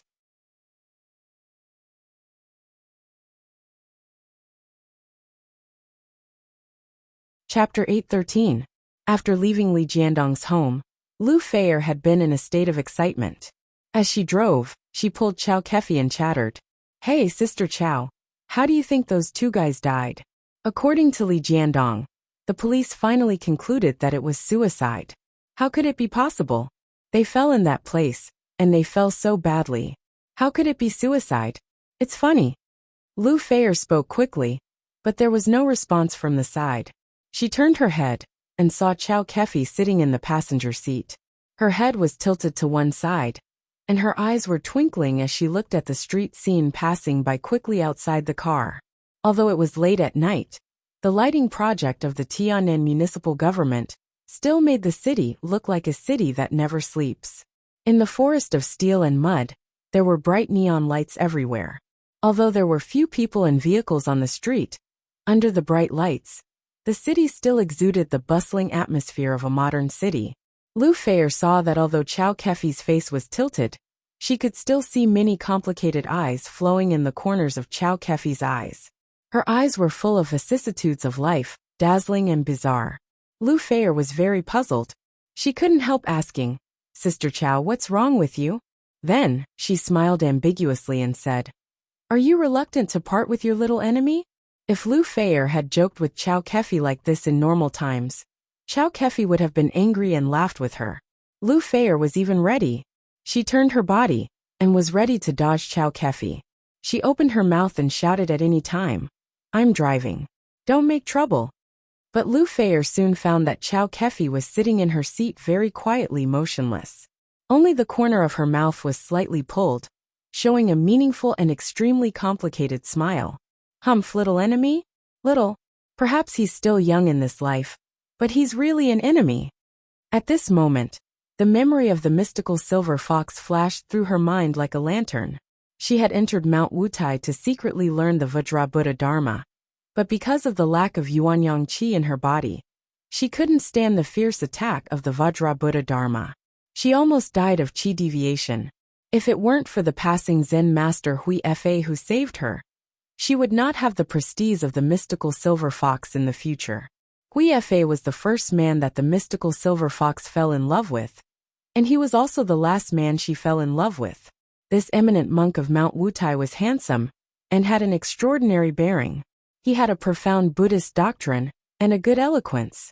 At that time, he was famous in the cultivation world of the Tang dynasty. He had discussed and fought with the great Confucian scholars and great Junren of Confucianism and Taoism many times in public. He had never lost and returned with great victories. At that time, his reputation and appearance were not inferior to that of the eminent monk Xuanzang in the period of Emperor Taizong of Tang. In the era when Huifa was born, it happened to be the end of the Tang dynasty. Most of the emperors believed in Buddhism and suppressed Buddhism. Huifa's appearance was like a comet that streaked across the sky. It was extremely eye-catching. People in the world said that he was the reincarnation of the living Buddha, and his purpose was to come to the world to promote Buddhism and save the declining Buddhism. In fact, Huifa was the reincarnation of Manjushri Bodhisattva. He came to the world to save all living beings. Unexpectedly, a peerless genius like the mystical silver fox appeared halfway. She even courted the reincarnation of Manjushri Bodhisattva. As a result, she failed to woo him and was humiliated. The mystical silver fox's love turned into hatred. In her anger, she turned around and killed the reincarnation of Bodhisattva, Huifa. Manjushri Bodhisattva was the left hand of Buddha, and the Bodhisattva was the Bodhisattva with the highest cultivation level. Among all the Bodhisattvas, the one on the left was the most respected. Therefore, Manjushri Bodhisattva was the head of the 8 great Bodhisattvas, and his status was not lower than that of the 5 great wisdom kings. However, the Bodhisattva did the work of purifying all living beings, while the wisdom king did the work of fighting and PK. It could be said that one was a civil position, while the other was a military position. Manjushri Bodhisattva was the head of the civil officials, under the Buddha. Although he could fight in PK, he was not a professional after all. When the mystical silver fox stole the secrets of heaven and understood the truth of Buddhism and Taoism, the reincarnation of Manjushri Bodhisattva was undoubtedly killed by the mystical silver fox. When the news reached the heaven court, the heaven realm was shocked, and the Buddha was furious. "What? My most obedient little brother was killed by a nine-tailed fox? Before Manjushri Bodhisattva became a Buddha, he had been following the Buddha, helping the Buddha to promote the Dharma and teach all living beings. Now, it was not easy for him to make a name for himself and descend to the mortal world to have some incense. Now, it was not easy for him to be reincarnated, but he was killed. Even though the Buddha was calm, he couldn't help but fly into a rage. He immediately let his incarnation, the immovable wisdom king, go straight to the south heaven and descend to the mortal world to be reincarnated, for no other reason than to take revenge and support his little brother. Perhaps it was because of his good fortune that the reincarnation of the immovable wisdom king didn't open his heavenly eye and body root until he was 18 years old. He had just started cultivating for a month when he ran into the mystical silver fox. By chance, the two fought fiercely. At this time, how could the reincarnated wisdom king be a match for the mystical silver fox? He was knocked to the ground by the mystical silver fox in a few moves. But since he was the reincarnation of the wisdom king and the incarnation of the living Buddha, the reincarnation of the wisdom king naturally knew the truth of being flexible. The divine dragon could soar above the ninth heaven, and it could also hide under the ninth earth. The living Buddha had been a beggar in the past. Why couldn't he beg for mercy? Therefore, the immovable wisdom king endured humiliation and begged for mercy. However, the reincarnation of the wisdom king in this life looked exactly the same as Huifa. He had red cheeks and white teeth, and was extraordinarily handsome. When the mystical silver fox looked at the reincarnation of the wisdom king, she was moved. Her heart, which had thought that it was as dry as dead ashes, began to ripple again. At that time she thought, if Huifa, this enemy, begged me for mercy like this, I would not humiliate him in public. If he had agreed to my love at that time, wouldn't it be a joy for me to live with him? The mystical silver fox was moved. Finally, she let go of the reincarnation of the wisdom king and took him with her. In the past, her infatuation with Huifa had been transferred to the reincarnation of the wisdom king, who looked exactly like Huifa. She tried to change his mind with her true feelings. But what she had never expected was that the reincarnation of the wisdom king had pretended to be a snake. After a few years of hard work, he suddenly seized the time when she was practicing the ninth realm of the heavenly Jindan technique and launched a fierce attack on her with all the masters in the cultivation world. Finally, the mystical silver fox, who was invincible in the world, was scared out of her wits. Her body was destroyed, and her young spirit fled to the east in embarrassment. After this matter, the mystical silver fox naturally hated the immovable wisdom king to the bone. If she hadn't been hiding in Mount Wutai and Mount Mao, she would have immediately rushed forward to fight with Li Yundong, the immovable wisdom king of this life, when she saw him. After all, the mystical silver fox was not an ordinary person. She could hold back her monstrous hatred and pretend to be Chow Kefi without any flaws. It was not until she got in the car with Lu Feier alone that she began to show her feelings slightly. Looking at everything around her, the mystical silver fox felt that the world was extremely strange. She had been sealed for nearly 1,000 years, and everything had changed greatly. It could be said that the sea had changed into mulberry fields, and everything had changed dramatically. But the only thing that had not changed was the 1,000-year feud between her and the immovable wisdom king. The mystical silver fox leaned her elbow on the window and her head on her palm. The smile on the corner of her mouth became more and more playful. She said in a low voice, "Immovable wisdom king, I didn't expect that you were in front of me when my soul was scattered by you. Now I open my eyes again, and you are in front of me again. The two of us are really fated." Lu Feier, who was driving, heard her muttering to herself, but she couldn't hear clearly what she was saying. She couldn't help turning her head and asking, "Sister Chow, what did you say?" The mystical silver fox smiled and looked out of the car. She pointed with her finger and said, "I said, you're going to kill someone soon." Lu Feier looked in the direction of her finger and was shocked. She saw a person standing on the empty road, and her car quickly crashed into this person. Because of the night driving, There were almost no people or cars on the road, so Lu Feier's speed was extremely fast, as if she was driving on the highway. Suddenly seeing a person in front of her, Lu Feier was shocked. She subconsciously stepped on the brake, and then turned the steering wheel. At this moment, the tires of the car made a terrible squeaking sound, and bursts of smoke rose from the violent friction between the rubber tires and the asphalt road. Little by little, the figure reflected in Lu Feier's pupils was getting closer and bigger in front of her eyes. She could clearly see that the figure was graceful and slim. It was obviously a woman. In the next second, the car was a little closer to the person. She clearly recognized that this person was none other than Ao Wushuang. It's her. Why is she here? This thought flashed quickly in Lu Feier's mind, and she became more and more shocked. But what happened in the next second caused Lu Feier to be shocked to the core. She saw a 3-feet-long qingfeng sword appear in front of Ao Wushuang in an instant. The long sword suddenly turned into a rolling iron lotus. Each petal of the lotus was like a sharp blade. The blades flowed and rotated quickly like a meat grinder. The clanging sound could be heard clearly even through the closed car. It was so terrible that it made people's hair stand on end. Lu Feier watched helplessly as the rolling iron lotus platform, like a terrifying cutting machine, crushed the front of the car bit by bit. For a moment, countless fragments splashed everywhere, and she and the mystical silver fox in the passenger seat also stepped into this terrible cutting abyss bit by bit. At this time, Lu Feier's mind was blank. What was happening in front of her was completely beyond her range of acceptance and imagination. She didn't understand why Ao Wushuang wanted to do such a cruel thing to her. She didn't understand what the terrible iron lotus in front of her was. What Lu Feier didn't know was that Ao Wushuang didn't care about women like Li Yundong. She only cared about two people.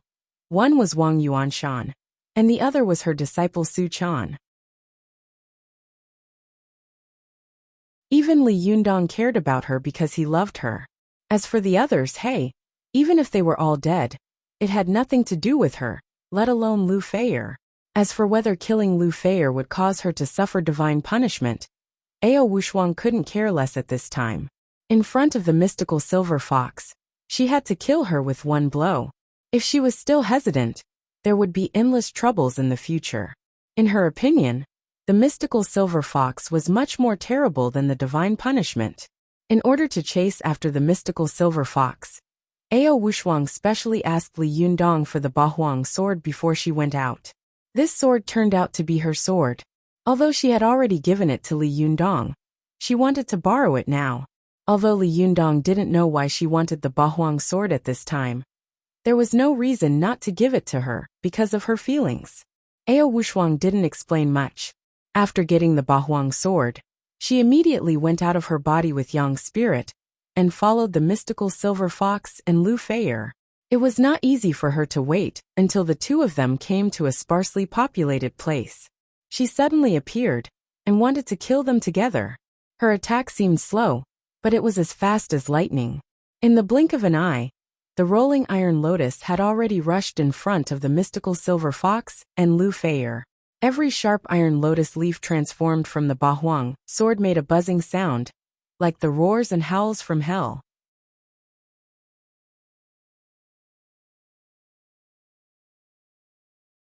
Chapter 8:14. Just as Ao Wushuang's Bahuang sword was about to turn Lu Feier and the mystical silver fox into mud in the next second, a strange light suddenly flashed in the mystical silver fox's eyes. She suddenly shouted and put her right hand on the window above her head. With a bang, the roof of the car was blown away and a huge skylight was opened. At the same time, she grabbed Lu Feier's arm with her left hand, jumped up, and jumped out of the car with her. With a buzzing sound, the Bahuang sword blasted towards the mystical silver fox like a cannonball. The mystical silver fox was furious and shouted, "How dare you? You're courting death." She raised her hand, and her fingers fluttered like a blooming lotus flower. Each finger accurately flicked on the revolving steel lotus leaves of the lotus platform. In Lu Feier's opinion, every rotating lotus leaf was as fast as an afterimage. Not to mention flicking it with her fingers, she couldn't even see it clearly with her eyes. If she stretched out her hand to flick it, She was afraid that her hand would be twisted out of sight as soon as she stretched out her hand. However, the mystical silver fox next to her was able to accurately hit the lotus leaf of the Bahuang sword with exquisite strength and skill, and bounced it away. The edge of the lotus leaf was extremely sharp, and the Bahuang sword was known to be invincible. At this time, the mystical silver fox's spiritual energy was far from recovering, so she naturally did not dare to take it head-on. She could only use her delicate skills to resist this powerful magic weapon. However, the mystical silver fox was a peerless fox demon who had lived for more than 1,000 years. The number of times she had fought was much more than the number of times a 90-year-old man had eaten. In today's world, in terms of the subtlety of fighting skills and the experience of adapting to the situation, the mystical silver fox was definitely unparalleled in the world. No one could beat her. Ao Wushuang saw that she had 5 fingers on one hand, flying up and down as fast as an afterimage. She could only hear a dense clanging sound. However, no matter how the iron lotus seat rolled, it could not move an inch in front of the mystical silver fox. Ao Wushuang didn't even dare to think about such a scene. If someone else waved a sharp sword and slashed at her, Ao Wushuang was naturally confident that she could flick the opponent's sword with a flick of her finger and block the opponent's attack. But this was an iron lotus throne transformed from the Bahuang sword. Every second, at least 10 iron lotus leaves could be seen spinning rapidly. Moreover, in this space of less than a square meter, there were at least 1,000 iron lotus leaves spinning rapidly. Although it was impossible for these thousands of lotus leaves to attack the mystical silver fox at the same time, it was at least equivalent to 10 top experts waving sharp swords to attack the mystical silver fox. For Ao Wushuang, she could block one, but it would be very difficult for her to block 2. If it was 3, she would just run away. But 10? Ao Wushuang was shocked and thought to herself, the mystical silver fox really deserves its reputation. At this time, her cultivation had not yet recovered, but her exquisite fighting skills were already shocking. Even Li Yundong was not as good as her. Ao Wushuang immediately stopped thinking about it. Without saying a word, she turned around and ran. After the Bahuang sword was bounced off by the mystical silver fox, it turned into a cyan light with a clang and chased after Ao Wushuang. The mystical silver fox sneered and said, "Want to run? It's not that easy." She held Lu Feier, who had been stunned for a long time, in one hand and quickly chased after her. Although Ao Wushuang was fast, the mystical silver fox behind her was still able to follow her closely with a living person in her hand, which made her more and more shocked. In the silence of the night, a few cars would occasionally pass by on the spacious road. However, none of these drivers noticed that above their heads, there were 2 peerlessly beautiful fox demons, one in front and one behind. At this moment, if someone were to look up at the sky, they would be able to vaguely see 2 indistinct green lights in the sky, like meteors. Ao Wushuang ran for a while, and found that she could not get rid of the mystical silver fox no matter what. She sighed in her heart and said in despair, "Forget it. I'll die here today." It's incredible that the mystical silver fox can resist the Bahuang sword with her body alone. I'm definitely no match for her. Yuanshan, see you in my next life. As soon as this thought flashed through Ao Wushuang's mind, a flash of inspiration suddenly flashed through her mind. She seemed to think of something and said in her heart, "No, why did the mystical silver fox take the risk of being crushed and block the Bahuang sword with her body?" She knew that if the mystical silver fox's spiritual energy had recovered to a certain level, she would definitely block the Bahuang sword with her golden body instead of risking her body. Ao Wushuang thought to herself, could it be? Ao Wushuang's heart skipped a beat. She reached into her bosom and took out a talisman. Although she was a young spirit, she had brought almost all the powerful magical weapons and talismans that she could carry. This talisman was not an ordinary Taoist talisman. It was the divine thunder talisman of the 5 thunders spell that Su Chan had given to Li Yundong. The talisman paper was dark yellow, and there were 4 murderous ancient seal characters on it. Heavenly thunder punishes evil. There were originally 3 talismans, which had been passed on by Wang Yuanshan to Ao Wushuang. After Ao Wushuang had stolen the Rinyuan Jindan, she had given it to Su Chan so that she could escape. She had also given her 2 talismans to protect herself. Su Chan, on the other hand, cared about her lover, so she had given him a priceless thunder talisman. Although this talisman recorded the 5 thunders spell, because it was made by Zhang Tianshi of the Jingyi school, its power was far greater than that of ordinary heavenly thunder talismans. It was also known as the Celestial Master Talisman, and its power was incredible. At this time, if she could let the Bahuang sword entangle the mystical silver fox for a while, and then use the Celestial Master Talisman to attack her, she might be able to turn defeat into victory and defeat the strong. Thinking of this, Ao Wushuang had an idea and flew toward the deserted wilderness with the mystical silver fox. After flying for a while, she gradually left Tianan City and came to the suburbs. She looked around. With the help of the moonlight, she could see that there were weeds everywhere, and there was a huge deep pit on the side of the road.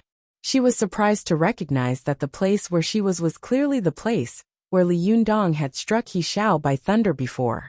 It was here that the young boy angrily attracted the thunder and killed He Xiao, who was angered by both men and gods, and finally set foot on the road of cultivation. Now she had accidentally escaped here again. Could it be that it was predestined? Ao Wushuang was surprised, but she didn't have time to think about the coincidence. Her body quickly fell, her fingers hidden in front of her body, and she quickly pinched her fingers. She stepped on the 7-star steps and quickly set up a formation on the ground. The mystical silver fox quickly followed. She only took a look and landed with Lu Feier fearlessly. She sneered and said, "You still want to set up a formation? What kind of formation do you want to set up by yourself? Humph, I think you are still an honest man. Why did you attack me? Did someone instruct you? Or?" As she was speaking, she suddenly noticed that a stream of white qi was gradually condensing on the top of Ao Wushuang's head. The white qi steamed out of the Baihui Shui on the top of her head and rushed straight into the sky like a beacon of smoke.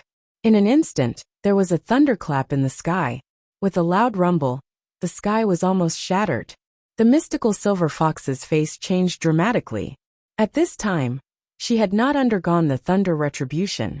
Although she was not afraid of the thunder retribution, the heavenly thunder was not the same as the heavenly thunder when she was undergoing the thunder retribution. It was still late winter, and the heavenly thunder in winter had no vitality at all. If she was struck by it, she could not absorb any power of heaven and earth. There was only damage, but no nourishment.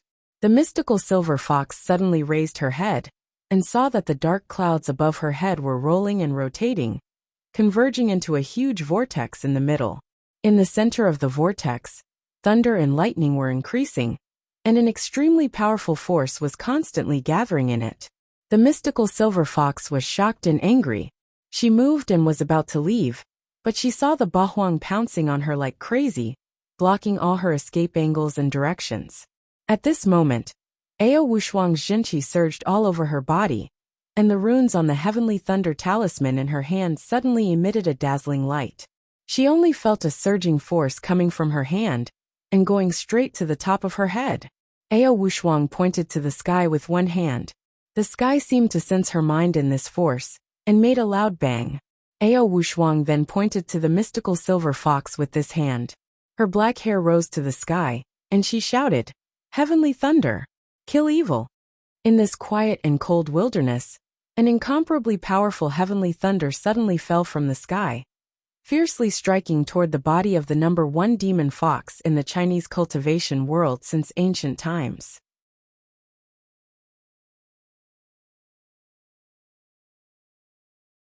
Chapter 8:15.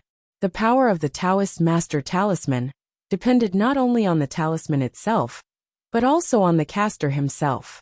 The power of the talisman was somewhat similar to the 3 secrets in one advocated by Tang Mi.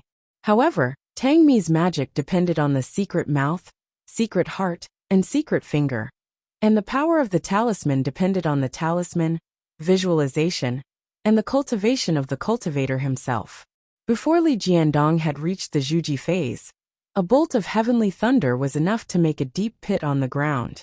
At this time, the heavenly thunder that Ao Wushuang had attracted with her own spiritual power, as a medium, was really terrifying.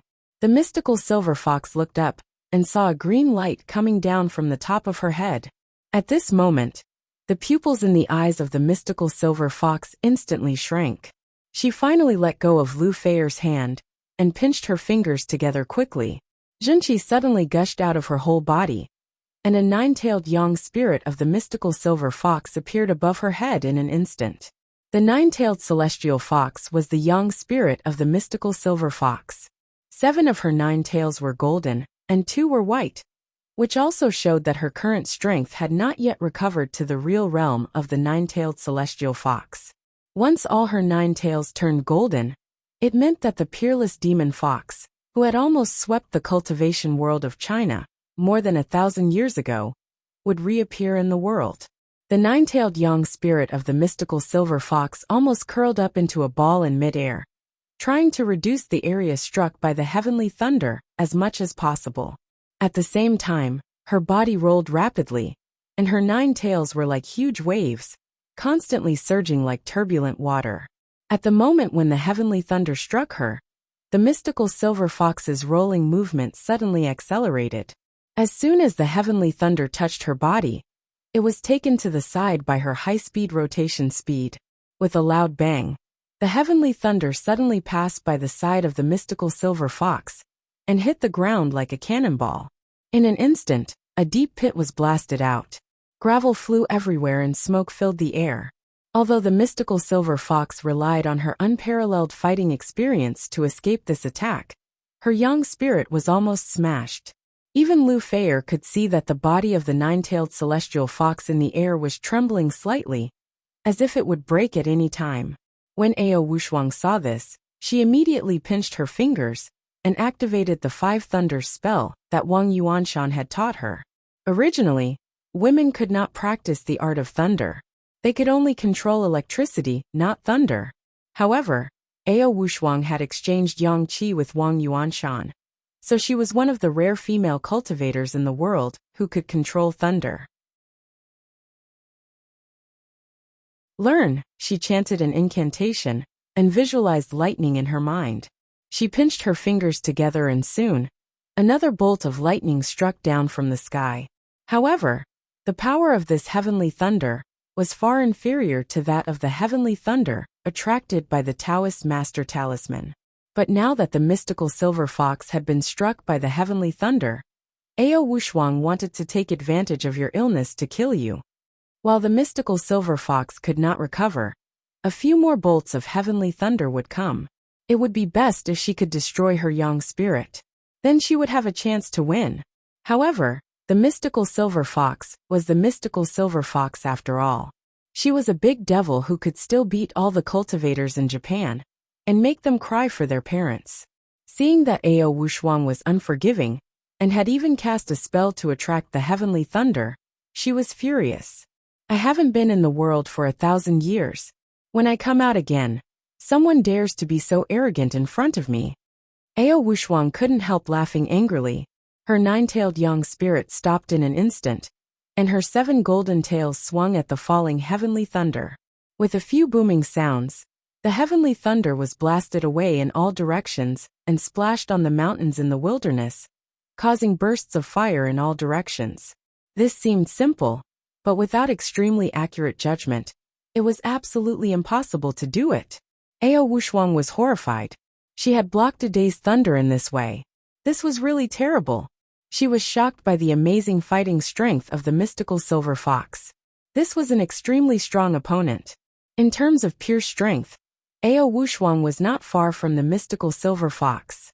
Moreover, she could show her fox demon body and entangle with the mystical silver fox, who could not show her real body. Once the fox demon showed its real body, its strength would at least double. This was why Ao Wushuang dared to fight Lu Yi, who was in the Thunder Retribution realm, when she showed her real body in Mount Qingcheng. Once a fox demon cultivates to the 7-tailed stage, its thick hide would be immune to the majority of spells. Moreover, ordinary swords and magic treasures would find it hard to injure it. It could be said that as long as it revealed its fox demon form, the fox demon's body would have an additional layer of little golden body. Once it cultivates to the realm of an 8-tailed earth fox and reveals its fox demon form, practically no spells under the heavens would be able to injure it. Only a few magic treasures and a few magic arrays could wound it. Even if it was besieged, the 8-tailed earth fox could rely on its thick hide to defend and charge forward. If it cultivated to the level of the 9-tailed celestial fox, it would really reach an unimaginable realm. If people blocked it, it would kill it. If Buddha blocked it, it would kill Buddha. However, the mystical silver fox was a typical top master who could use 1% of her strength as 100% of her strength. She was a monster who could use 7 tails to fight 8 tails, and 8 tails to fight 9 tails. Ao Wushuang even felt that even if the mystical silver fox was only in the Yangshan phase, she might even be able to defeat a Jinshan master. Ao Wushuang knew that the cultivation world generally believed that 10 Yang spirits could not defeat a Jinshan, but the mystical silver fox must be an exception. The reason was very simple, because she was the mystical silver fox. At this moment, Ao Wushuang's fighting spirit completely disappeared. She instantly had the idea of escaping, but if she ran away like this, she would die. Ao Wushuang thought of something and immediately controlled the Bahuang sword to attack the mystical silver fox. Meanwhile, she quickly fled in the opposite direction. The mystical silver fox laughed angrily and said, "You want to leave? In your dreams." Her 10 fingers flew, and the sound of clanging rang out quickly. The Bahuang sword was bounced away. Her figure was as fast as lightning, and she chased after the back of Ao Wushuang's head. She slapped down hard with her palm. Ao Wushuang only heard a fierce palm wind coming from behind her. Her heart trembled, and she knew that whether she would live or die was at this moment. In an instant, Ao Wushuang let out a shrill howl, and countless slender white hairs quickly grew out of her body. In an instant, she turned into a 7-tailed divine fox. She jumped forward and barely avoided the back of her head, which was about to hit her vital part. She took the blow with her back. At the same time, she turned around and opened her bloody mouth. With a wild roar, she bit at the mystical silver fox. As the saying goes, a cornered dog jumps over a wall, and a rabbit bites a man in a hurry. What's more, the 7-tailed divine fox went crazy and fought with her life. Ao Wushuang's counter-bite was so fast that it was almost synchronized with the mystical silver fox's palm on her body. As soon as the mystical silver fox's palm arrived, her bite had already arrived. The mystical silver fox's heart skipped a beat. With a sneer, she exerted her strength and slapped Ao Wushuang's body with a muffled sound. Her body fell down. Ao Wushuang's body sank. She turned around and bit the mystical silver fox. Naturally, her sharp teeth brushed past the mystical silver fox's body. Ao Wushuang let out a muffled groan. At the moment when her body fell, the 7 huge tails swept fiercely. With a bang, they swept the mystical silver fox's body. The mystical silver fox blocked with both hands and flew backward like a cloth bag in an instant. Her body flew far away before she stopped abruptly. But when she stabilized her body, Ao Wushuang had disappeared. She didn't know where she had escaped to, and the Bahuang sword had also disappeared. The mystical silver fox couldn't help laughing angrily. Well, what a 7-tailed divine fox. Since I've been in charge of the Fox Zen men, this is the first time I've seen such a powerful fox demon. What a pity, what a pity. The mystical silver fox looked at the place where Ao Wushuang had disappeared. Her eyes flickered, as if she was thinking about something. After a while, she turned around and looked at Lu Feier beside her. At this time, Lu Feier was already scared stiff. She subconsciously wanted to faint, but her mind was very clear. Although she was scared to death, she was even more afraid that once she fainted, she was afraid that she would never wake up again. Lu Feier had acted in many movies and TV shows, but none of them could compare with the scene in front of her. Just now, the fight between the man and the fox was earth-shattering, and thunder was everywhere. Even the computer special effects were not so dazzling. Lu Feier watched the mystical silver fox walk slowly toward her, and her whole body trembled uncontrollably. She was very familiar with the appearance of the woman in front of her, but her temperament and eyes at this time made her feel very strange. Who the hell are you? What did you do to Sister Chow? When the mystical silver fox stood still in front of her, Lu Fei finally couldn't help shouting loudly. The mystical silver fox looked at her coldly and smiled faintly. Sister Chow, do you mean the original owner of this robe? Hey, let me tell you, she is me and I am her. I am her previous life, and she is my current life. Do you understand what I'm saying? Lu Fei and Chow Kefi had a very good relationship. An idea suddenly flashed through her heart. I'm afraid that Sister Chow will never recover. I'm afraid that she is already dead. She can't come back. Lu Fei couldn't help but burst into tears. She said in a hoarse voice, "Give Sister Chow back to me." The mystical silver fox looked at her coldly and said with a sneer, "You're really impolite to me. Don't you know who I am?" Lu Fei just cried and shook her head subconsciously. The mystical silver fox's eyes narrowed, and she suddenly sighed. 1,000 years ago, even the farmers in the farmland, or the children herding cattle in the countryside, had heard of my name and knew who I was. But I didn't expect that 1,000 years later, even a famous actress like you, who has seen a lot of things, wouldn't know who I am. Hey! The mystical silver fox's eyes became a little vicissitudes of life. She said faintly, "My name is Mystical Silver Fox. Remember it." After that, she turned over her palm and slapped down on the top of Lu Fei's head. Sorry. There are a lot of things to do. It's even later. There will be another update later, but it's a little late. Don't wait.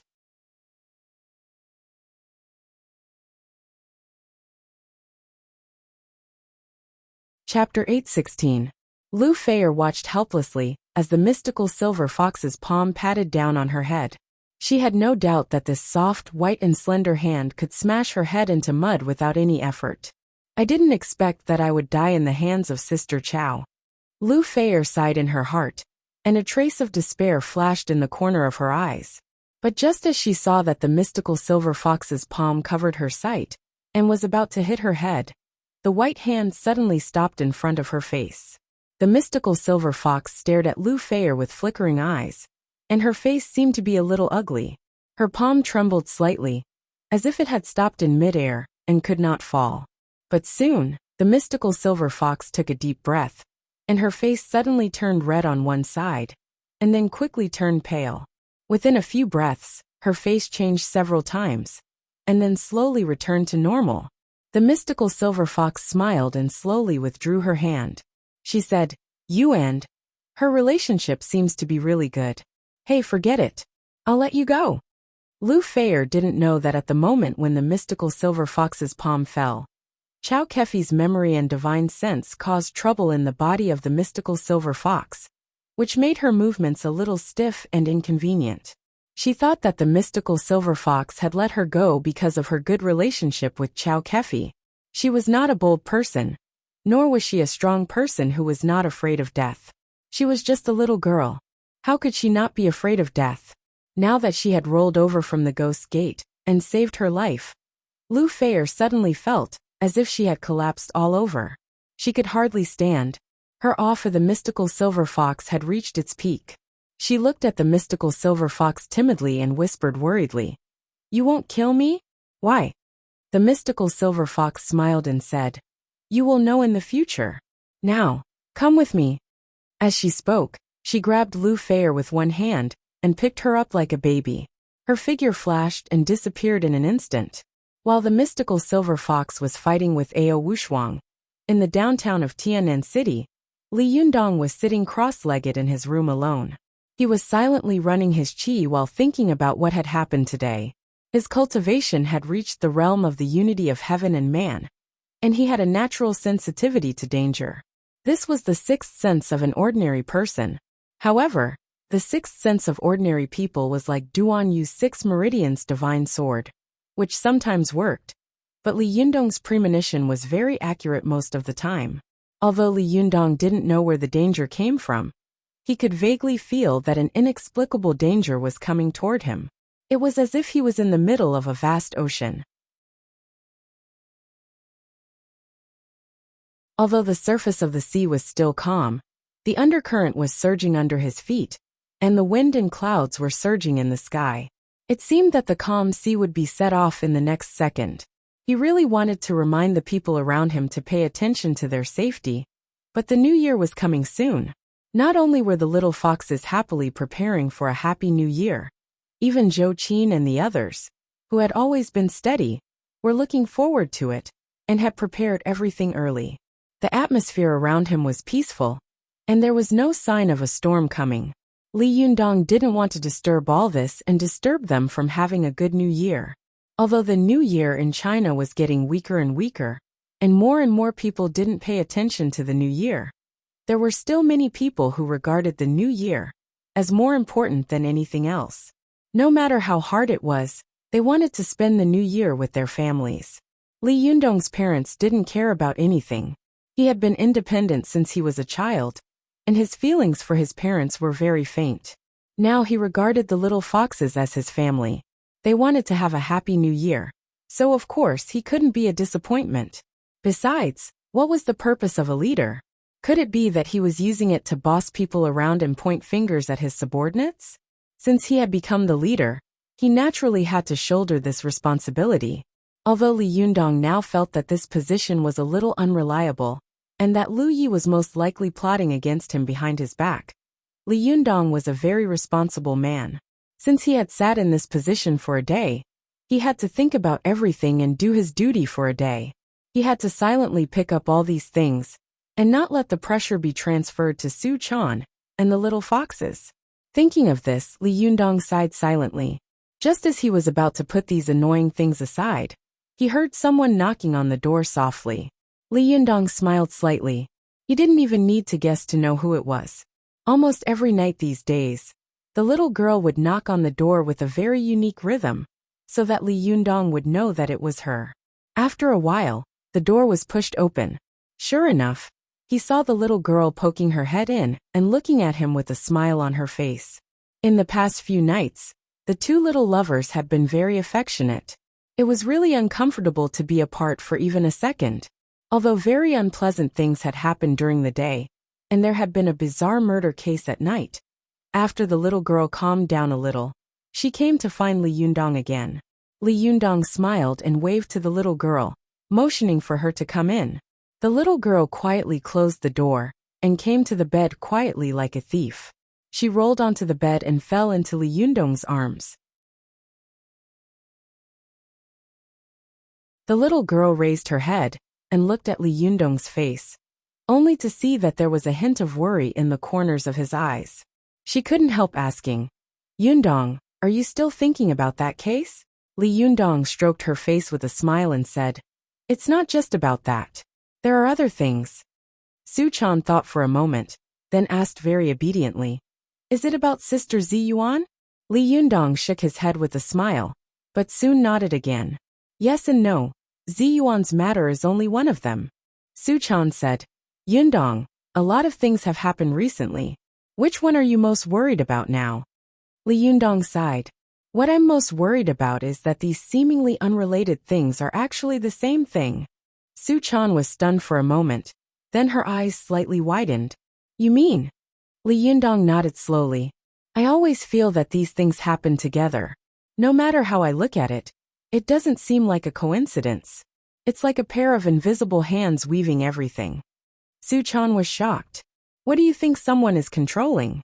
Li Yundong said softly, "That's alarmist talk.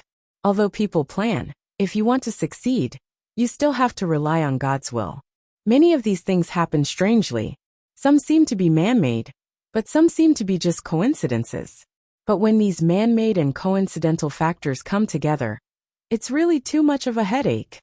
Su Chan let out an "ah," and understood what Li Yundong meant. "You mean if it's purely man-made, then you can still predict and deal with it. But when this man-made matter is mixed with accidental events, it will cause the whole thing to slide into an unpredictable situation. Is that so?" Li Yundong gently patted the little girl on the shoulder and said, "Yes, especially when I saw Chow Kefi leave, the uneasiness in my heart became more and more intense." Su Chan couldn't help asking, "Since you're so worried, Why didn't you keep her at the beginning? Li Yundong smiled bitterly. Keep her? How? Tell her. You may be the reincarnation of the mystical silver fox? Alas, now that Chow Kefi has been possessed by the mystical silver fox, it is only a matter of time before the mystical silver fox's memory recovers. If an outsider stimulates her, she will recover faster. Once the mystical silver fox's memory recovers, then no one can predict what the consequences will be. Although I am now the leader of the Fox Zen Men, and she is the fourth leader of the Fox Zen Men, but I always feel that nothing good will happen to me if I meet her. As he said this, Li Yundong turned his face and looked at Su Chan seriously. Chan'er, if I fight with the mystical silver fox, who will you help? Su Chan didn't even think about it and said, Of course, I will help my master. The little girl wrinkled her nose and smiled heartlessly, but she soon smiled again and said, But it won't happen. After all, we are all men. We won't fight. Seeing that the little girl was naive and optimistic, Li Yundong couldn't bear to pour cold water on her. So he swallowed his worry and didn't say it out loud. He smiled slightly and said, I hope so. However, it's not a good thing to leave President Chow outside. If someone finds out that she is the reincarnation of the mystical silver fox, it will be troublesome. I'll call her in 2 days and find an excuse to ask her to come over. I'm about to go through the thunder retribution. When I do, I'll be able to repair Chow Kefi's powerful magical weapon. Once the magical weapon is repaired, I'll be able to separate Chow Kefi's divine sense and memory and let her be reborn. Su Chan put her palms together and said softly, Ba, I hope God will bless me and everything will go well. She murmured for a while and suddenly thought of something. She said, Oh, I forgot to ask Master how to break the absolute love extinguishing array. This memory of mine. The little girl was so anxious that she jumped up and wanted to rush into her master's room. Li Yundong immediately grabbed her and didn't know whether to laugh or cry. Why are you so anxious? What time is it now? Why are you still disturbing your master? Aren't you afraid that she will spank you?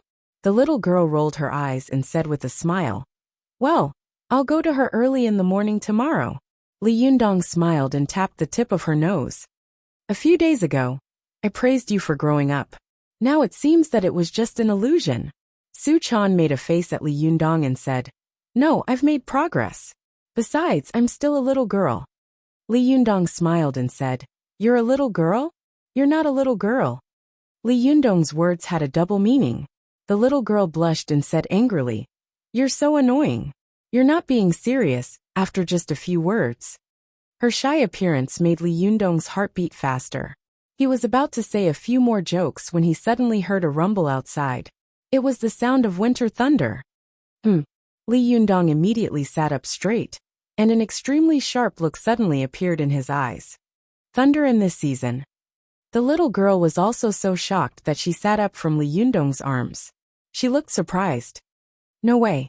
Winter thunder is shaking. What's going on? Could it be that someone is going through the thunder retribution? Li Yundong shook his head and said, It's unlikely, but looking at the weather today, it's not like there will be thunder. It's probably someone who has attracted the thunder. The little girl said in a low voice. Then who could it be? Li Yundong shook his head solemnly. He vaguely felt that this kind of thunder was a little familiar, but he didn't dare to confirm it. He didn't want to care about this matter at first, but soon the thunder came one after another, making Li Yundong's heart jump just by listening to it. At this time, the rest of the family were also awakened by the thunder and walked out of their rooms. At this time, Li Yundong's room was also knocked. Li Yundong called out, Please come in. And Zi Yuan walked in. As soon as Zi Yuan entered the room, she asked, Did you hear the thunder? Li Yundong's face was serious. Yes. Although the expression on Zi Yuan's face was indifferent, there was a deep worry in the corners of her eyes. What do you think? Li Yundong shook his head and said, It's really not a good sign for the thunder to shake in winter, when the heavenly tribulation is coming. Come on, let's go out and talk. Li Yundong walked out of the room, and saw that almost everyone in the room had come out. looking in the direction of the thunder in surprise. Li Yundong looked left and right, but he couldn't find Ao Wushuang. He couldn't help asking curiously, "Where is Senior Ao Wushuang?" Su Chan hurriedly said, "I'll go find her." Li Yundong nodded, and the little girl immediately rushed to Ao Wushuang's room. But not long after, he heard Su Chan let out a frightened cry. Li Yundong's heart suddenly tightened, and he immediately rushed toward Su Chan.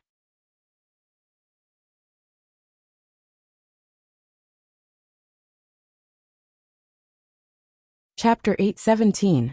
Li Yundong quickly rushed to Ao Wushuang's room, only to see Ao Wushuang standing there in a daze. Her body was trembling slightly, and her eyes were full of fear and worry. Li Yundong's heart sank. He immediately went forward and looked inside. "What's wrong?"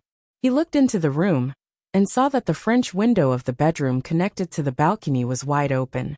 Because the door was open, the wind passed through the room and blew the screen window in the air. Next to the screen window, there was a pool of blood on the ground surrounded by blood. However, there was a 3-feet-long Qingfeng sword floating in the room. It was the Bahuang sword that Ao Wushuang had always carried with her. The Bahuang sword floated alone in the air. When it saw Li Yundong, it made a buzzing sound and flew toward him with a flash of lightning. Li Yundong was shocked and his heart skipped a beat. He thought to himself, "Oh no, where did Ao Wushuang go in the middle of the night? Why is there a pool of blood in her room? Why is the Bahuang sword here alone? I guess something has happened to Ao Wushuang." Su Chan's eyes were also full of tears. She turned around and put her arms around Li Yundong's waist, sobbing helplessly. "Something has happened to my master. Yundong, something must have happened to her." Li Yundong also hugged her and comforted her in a low voice. "It's okay. Your master's spiritual energy is very strong. She'll be fine." It was not easy for Su Chan to meet her master again. She had just gotten her master's promise that she would never leave again. But her master disappeared that night, and the situation was so strange. Su Chan said with tears in her eyes, "Did my master meet some bad people and get taken away?" Li Yundong shook his head and said, "That's impossible. Your master's spiritual energy is very strong, and she's good at fighting. Moreover, she lives right under our noses. It's impossible for her to be taken away without making any noise." At this time, Ziyuan, Zhou Qin, and the others also heard the noise and rushed over one after another. Hearing Li Yundong's words, Ziyuan looked around the room and said, "Yes, in my opinion, Ao Wushuang must have met a strong enemy outside. She came back to take some of her things, returned the Bahuang sword, and then left quickly." At this time, Su Chan was very concerned. Her previous intelligence was completely gone. She said anxiously, "Why did she leave? Even if she encounters a strong enemy, we can still help her." Li Yundong stroked her hair lovingly and said slowly, "It's probably because your master has encountered some formidable opponents and doesn't want to implicate us." Ziyuan nodded and said, "I guess so. With Ao Wushuang's personality, she definitely doesn't want to trouble us with her own affairs. So she's probably hiding to recuperate now." As she said this, she turned her head to look at Li Yundong and asked, "What should we do? Should we look for her?" Li Yundong smiled bitterly and shook his head. "Where can I find it? Senior Wushuang is too stubborn. She would rather bear it alone than implicate us. Now she's injured and needs help. She even returned the Bahuang sword." With that, he patted Su Chan on the shoulder and said, "Don't worry. Since your master can return the Bahuang sword, it means that her injury is not serious. Moreover, she wants to tell us not to worry about her." Only then did Su Chan feel a little relieved. She wiped away her tears with a gloomy expression.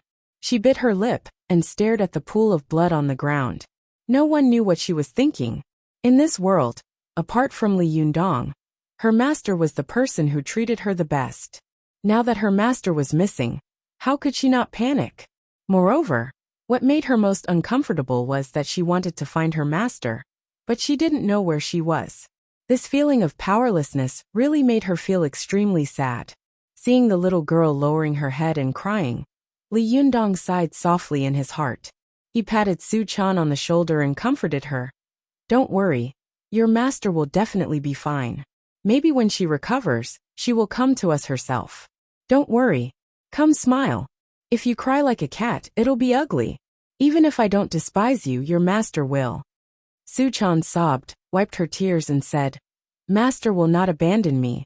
She will never abandon me. Li Yundong held the little girl in his arms and sighed. He didn't say anything else, just gently stroking the little girl's back. At this time, the others in the room looked at each other and silently retreated. After Zhou Qin and Zi Yuan left the room, Zhou Qin grabbed Zi Yuan and said in a low voice, Zi Yuan, I think there's something strange about this matter. Zi Yuan nodded. Indeed, a series of things that have happened recently. It's really unbelievable. How did they all come together? Zhou Qin had a worried look on her face. She whispered worriedly, I always have a bad feeling. I'm afraid. She didn't finish her sentence. No one knew whether it was because she didn't dare to say it, or because she couldn't imagine what would happen. Zi Yuan sighed softly and said, Don't think so much. If it's a blessing, it's not a curse. If it's a curse, it can't be avoided. Now the enemy is in the dark and we are in the light. It's useless to think so much and do so much. It's going to be the spring festival soon. After the spring festival, it will be the beginning of spring. After the beginning of spring, it will be the rain. After the rain, it will be the waking of insects. In the waking of insects period, it will be the golden time to cross the thunder retribution. I believe that during this period of time, there should be no more activities. At this time, no matter which sect they are from, as long as they are Jinshin masters, they will try their best to gain more or less benefits from the heavenly thunder. Zhou Qin nodded silently, indicating that she agreed with Zi Yuan's opinion. In fact, Zi Yuan was right. After this night, whether it was Ao Wushuang, who had a fierce battle with the mystical silver fox, or the mystical silver fox, who had taken Lu Fei hostage, they had all disappeared, as if they had evaporated from the world. Other sects had also fallen into a hibernation period. Whether it was the Jingyi school, the Chuanjin dragon sect, other Chinese cultivation sects, or some Japanese cultivation sects, they were all actively preparing for the upcoming thunder retribution period. The plan for a day was in the morning, the plan for a year was in the spring, and the plan for a whole year was in the waking of insects period. The annual thunder retribution period was the most important day for cultivators. Almost all the cultivators who were active in the secular world had also chosen to go into seclusion. Although some of them could not cross the thunder retribution period, the spiritual qi of heaven and earth was overflowing in the thunder retribution period, was the best time for cultivation. Even if they meditated and practiced qi, they would get twice the result with half the effort. After the successive events of the 6 major sects besieging the Fox Zen sect, the pill-snatching battle of Mount Gazao, the Taoist assembly, Li Yundong's battle with Mount Koya, and the succession ceremony of the leader of the Linggong sect, the cultivation world, which had been silent and low-key, suddenly became noisy because of Li Yundong's appearance. Even many great cultivators who had been living in seclusion had turned their eyes to the secular world again. The cultivators who had been cultivating in the secular world were so excited, as if they were celebrating a festival every day, because they knew that the cultivation world had not been so lively for a long time. However, as the spring festival was approaching, Li Yundong, who could cause trouble in the cultivation world the most, did not move. The cultivators and cultivation sects who were secretly watching Li Yundong also quieted down tacitly. The cultivators who could jump up and down also shifted their attention and began to prepare for the spring festival and the thunder retribution period. The originally bustling cultivation world suddenly fell into silence. After a series of waves, this kind of silence made people feel nervous and depressed. Many keen cultivators felt that there was a terrible force behind this silence, as if an undersea volcano was brewing and accumulating energy to erupt. At this time, the mystical silver fox with Lu Fei unexpectedly appeared in the distant Dongying. Nishino, Japan. Nishino was located in Nishino, Blackwood County, in the middle of Honshu, Japan. In the 7th century AD, Blackwood County as the center of Buddhism in East Japan, was once very prosperous. In the 12th century AD, Japan entered the Warring States period, where Genji and Heihei fought for hegemony, because the famous archer Miura Yoshiaki had once shot a vital arrow to kill the mystical silver fox. Archery had once flourished here. In the future, famous archers like Nishino emerged. Blackwood County was the largest county in the Kanto region of Japan, and there were many tourist attractions. However, when it came to Nishino, every Japanese and tourists who went to Japan would mention Nishino, and when it came to Nishino, no one would not mention the Killing Stone. The mystical silver fox wandered in the Killing Stone scenic area with Lu Feier. She looked around and saw that there were green mountains all around. Although they were not high, they were covered with green vegetation. Although it was winter, they were still lush and green, like a fresh oil painting. In this green picture scroll, the Killing Stone scenic area was extremely conspicuous. In the 12th century AD, the 80,000 troops sent by the mystical silver fox and the Emperor of Bird Feather, as well as the masters of the Japanese cultivation world, fought here. After a bloody battle, the mystical silver fox was weak and finally defeated and sealed. However, although the mystical silver fox was barely sealed, her spiritual energy could constantly penetrate through the seal. Her deep anger and hatred and powerful spiritual energy dyed the sealed stone into a terrible black color. With the erosion of time, the power of the mystical silver fox continued to leak out, eroding the green land nearby, which was originally green and grassy, to the point that not a single blade of grass grew. There was a piece of black stone around. As long as any life passed by this black stone, it would be mercilessly absorbed. This matter caused a shock in Japan for a while, and the cultivation world was in a panic. They all knew that once the mystical silver fox recovered her strength and was released, her anger would engulf the whole Japan. The Japanese cultivation world, which had been greatly damaged in the Battle of Susano, was unable to resist the revenge of the mystical silver fox. Japan was very likely to disappear from the world. It was also because of this that the famous Japanese monk Yuan Wang volunteered to come to Susano. He sat cross-legged under the Killing Stone every day and recited scriptures to suppress the power of the mystical silver fox. Although the mystical silver fox had been sealed, and only a small part of its power had seeped out, the endless power was still irresistible to Yuan Wang. Later, the famous Japanese Yin-yang master Abe personally took action and worked with Yuan Wang to put on a show. Finally, the mystical silver fox was completely sealed. In order to prevent some people with bad intentions from using the sealed mystical silver fox to do something, and at the same time to calm the hearts of the ordinary people of Japan, the Japanese cultivation world announced that the mystical silver fox was dead, and the Killing Stone was no longer a threat. At first, the Japanese people didn't believe it at all. It was so easy to fight against 80,000 soldiers and the strong people of the entire Japanese cultivation world. What a joke!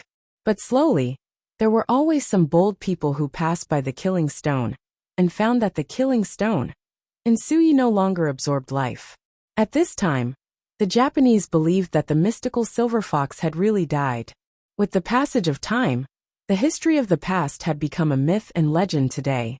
The battlefield of the past had also become a famous tourist attraction. Now, after nearly 900 years, when the mystical silver fox came to Suyi, which had left a deep impression on her, she was really filled with emotion when she looked at everything in front of her. The mystical silver fox looked around and saw that there was a stone field in the Killing Stone scenic spot. The center of the stone field was full of black stones, which had been polluted by the mystical silver fox's junshi when she had been sealed. On the edge of the stone field, the green grass and the trees, there was a small path made of stones. The path was extremely narrow, and there was a low stone fence beside it. In the distance there was a simple Japanese-style temple. It was the temple of the eminent monk Yuan Wang. The mystical silver fox looked at the tourists wandering on the path, taking photos everywhere, and then at the lush green vegetation in the distance. She couldn't help but shake her head and sigh. After nearly 900 years, this place had changed so much that she couldn't recognize it. Originally, There was not so much green vegetation here. It was just a barren mountain range, but at this time, it seemed to have become a green sea. She didn't know if it was because of a fierce battle in the past that countless Japanese warriors fell here. Their corpses and blood moistened the land and provided rich nutrition for the vegetation. In the end, this place became like this. After getting along with the mystical silver fox these days, Lu Feier saw that she didn't mean to kill her. She was often in a daze alone, as if she was recalling the glorious days of the past, or as if she was in a daze in the face of this strange world. Apart from that, there was nothing fierce about her. Although she didn't speak much and was arrogant, she could still get along with her. Seeing the mystical silver fox standing quietly in the killing stone scenic spot, her eyes full of vicissitudes, she couldn't help but ask, "Chow. Well, mystical silver fox, why are we here?" Only then did the mystical silver fox come to her senses. She glanced at Lu Feier, and a meaningful smile appeared on the corner of her mouth. She said softly, "Haven't you heard of a saying? The most dangerous place is also the safest place." After saying that, she chuckled and sighed with emotion. "Don't ask so much. Come with me." After that, he walked toward the Stone of Slaughter scenic area. Lu Feier was stunned and had to follow him step by step. He hadn't spoken for a while, so he nagged. "Thank you for your concern. My father-in-law was fine a while ago, but on the last day of the MRI examination, the result was a brain aneurysm.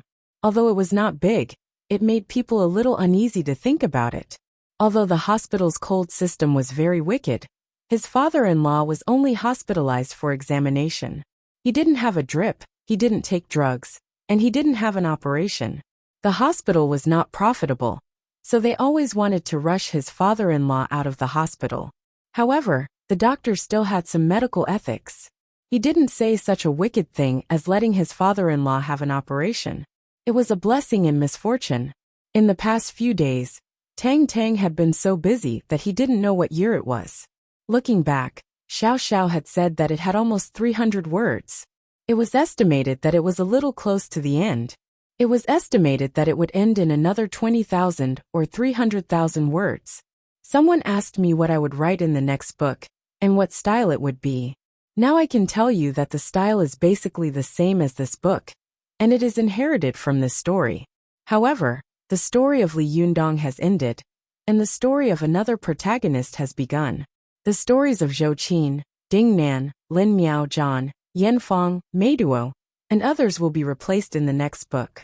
More cultivation sects will be unveiled one by one and show their talents.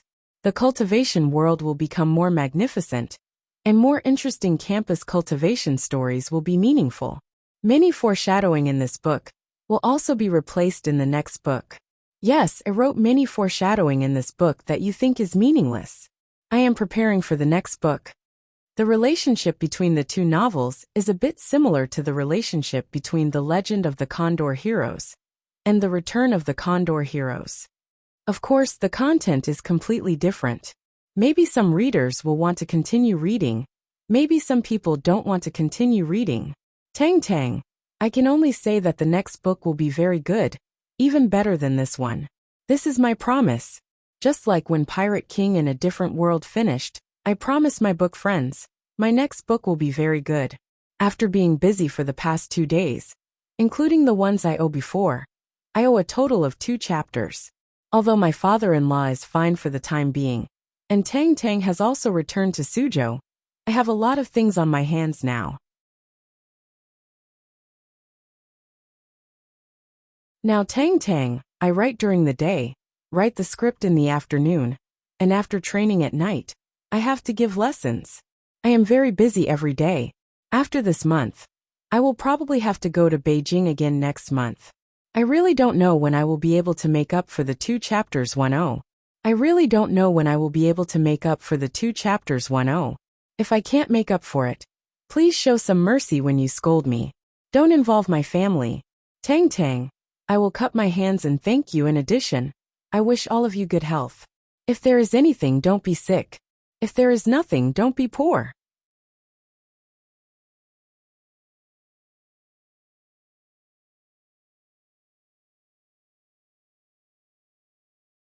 Chapter 818. In the murderous stone scenic area of Suyi, Lu Feier looked around curiously.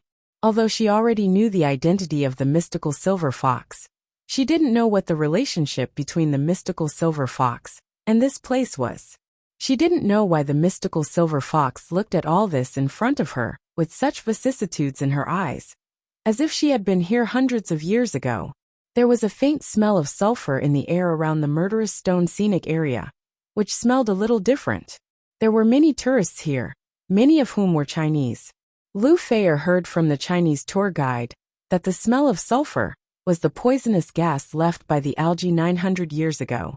Originally, the poisonous gas here was so strong that people would die if they got close to it.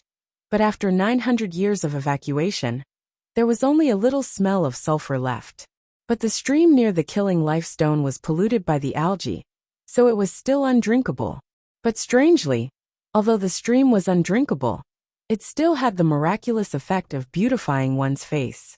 Therefore, many female tourists gathered in front of the stream. Some held the water in their hands and used it to wash their faces. Some simply emptied the mineral water they carried with them and put the empty bottle into the stream. After filling it with water, they beamed with satisfaction and left. Lu Feier was a rare beauty, but the more beautiful a woman was, the more she loved to be beautiful. Lu Feier saw that many female tourists were washing their faces with water by the stream. She couldn't help squatting down curiously and bending down to hold the water. However, Lu Feier was too beautiful.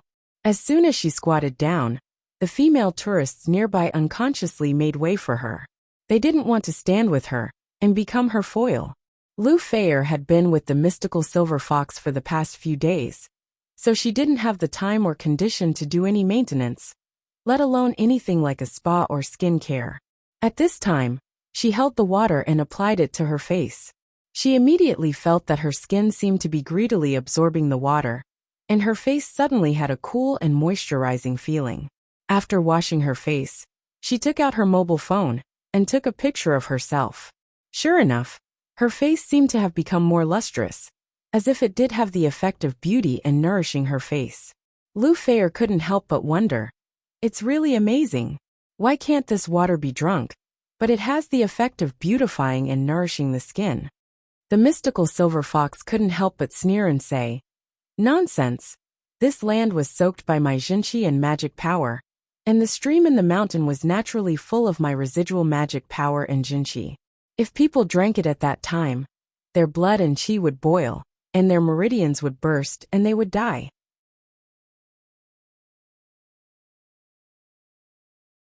Although it has been nearly 900 years, and the magic power and true essence that I left behind in the past have almost dissipated, this kind of water is still not something that ordinary people can drink. If it is drunk into the body, it will cause the internal organs to churn, and the blood and qi will be disturbed. However, if it is only applied externally, it will sting the skin, and it has the effect of promoting blood circulation and nourishing the skin. This principle is the same as the soap you are using now. You can use it, but you can't eat it. Lu Feier suddenly understood and said, oh, but soon her eyes widened. She stared at the mystical silver fox and stammered, what? You just said that this piece of land left behind your true what yuan. Could it be that you are Yu Zhao? The mystical silver fox glanced at her and said with some disdain, that's the name given to me by the Japanese. Lu Feier was born in a famous family and had an excellent upbringing. Although she was not well read, she was not modest when she said that she was well educated and reasonable. She was very different from many idiots in the entertainment circle, who could not even sing the national anthem completely. She didn't know the origin of the mystical silver fox, but Lu Feier, who sometimes went to Japan to film, knew the name of Yu Zhao. She looked at the mystical silver fox with a face full of shock and fear. At the same time, there was a trace of excitement in her heart. Sister Chao's previous life turned out to be Yu Zhao, but she said that she was the mystical silver fox. Why haven't I heard of the name mystical silver fox? Lu Feier couldn't help but ask the mystical silver fox the question in her heart. Then the mystical silver fox sneered and said meaningfully, do you think that the rulers of all dynasties will like a person like me? Lu Feier blinked her eyes and didn't seem to understand. She didn't know that the mystical silver fox had once caused a great disturbance in the Chinese cultivation world, and even contributed to the destruction of the late Tang dynasty. Since she was driven out by the Chinese cultivation world, the Chinese cultivation world began to block the mystical silver fox and kill the fox Zen men, which caused the fox Zen men to decline rapidly. The big and small foxes all fled into the deep mountains and forests, not daring to come out easily. Naturally, it was impossible for the rulers of China to pursue a nine-tailed celestial fox that the heavens did not care about. Moreover, no matter whether they believed in Buddhism or Taoism, these two sects hated the mystical silver fox to the extreme and gnashed their teeth. Therefore, in order to get the support of these cultivators, the first thing the emperors had to do was to block any books and oral stories about the mystical silver fox. Slowly, the illustrious reputation of the mystical silver fox was buried in the world of history. However, her name shone in another form in another border country. Of course, the mystical silver fox would not show off the past superficially, so she kept her mouth shut about the past. Lu Feier had to think hard about it, and did not dare to ask more questions. After a while, the mystical silver fox continued to walk toward the Stone of Slaughter scenic area, and Lu Feier followed closely behind. The two of them walked along the stone road, and finally came to the place where the Stone of Slaughter was located. Lu Feier looked around, and saw that there were black stones everywhere in this stone field. In this stone field, there were many big and small stone monks. Some of these stone monks were bald, and some had white or red hats on their heads. They looked very interesting with red and white. Lu Feier heard from the tour guide that these stone monks were all erected to commemorate the monks who had chanted scriptures to suppress the demon aura in front of them. The largest of them was the stone statue of monk Yuan Wang. The stone statue of Yuan Wang was sitting cross-legged on the largest black stone of slaughter. There was a stone lotus seat under his feet. He was wearing a hat made of red thread, and his hands were pinching his fingers. There were 4 stone monks standing beside him. Beside the stone monk, there was a large cube stone. Many tourists here also built stone towers on these black stone of slaughter to commemorate monk Yuan Wang. They intended to continue to suppress and seal the mystical silver fox. Lu Feier listened to the tour guide's explanation while watching the tourists build up the stone tower. At the same time, she quietly observed the expression of the mystical silver fox out of the corner of her eye. She saw that the mystical silver fox's face was cold, her eyes were full of ridicule, and there was a disdainful sneer on the corner of her mouth. Lu Feier was very worried that with the arrogance of the mystical silver fox, she would kill these civilians. Fortunately, the mystical silver fox just watched coldly from the side and did not do anything excessive. But soon, a few bald monks in monk robes passed by this small road. When they headed for the temple on the mountainside, the mystical silver fox's eyes were immediately filled with killing intent. Her whole body became murderous, and the original black eyes in her eyes turned blood red in an instant. Lu Feier was so scared that she shivered. She couldn't help but reach out to grab the mystical silver fox. As soon as the mystical silver fox was pulled by her, it immediately turned its head and stared at Lu Feier with terrifying eyes, without saying a word. Lu Feier was so scared that her scalp exploded. Her blood almost froze. She stammered. What do you want to do? You don't be impulsive.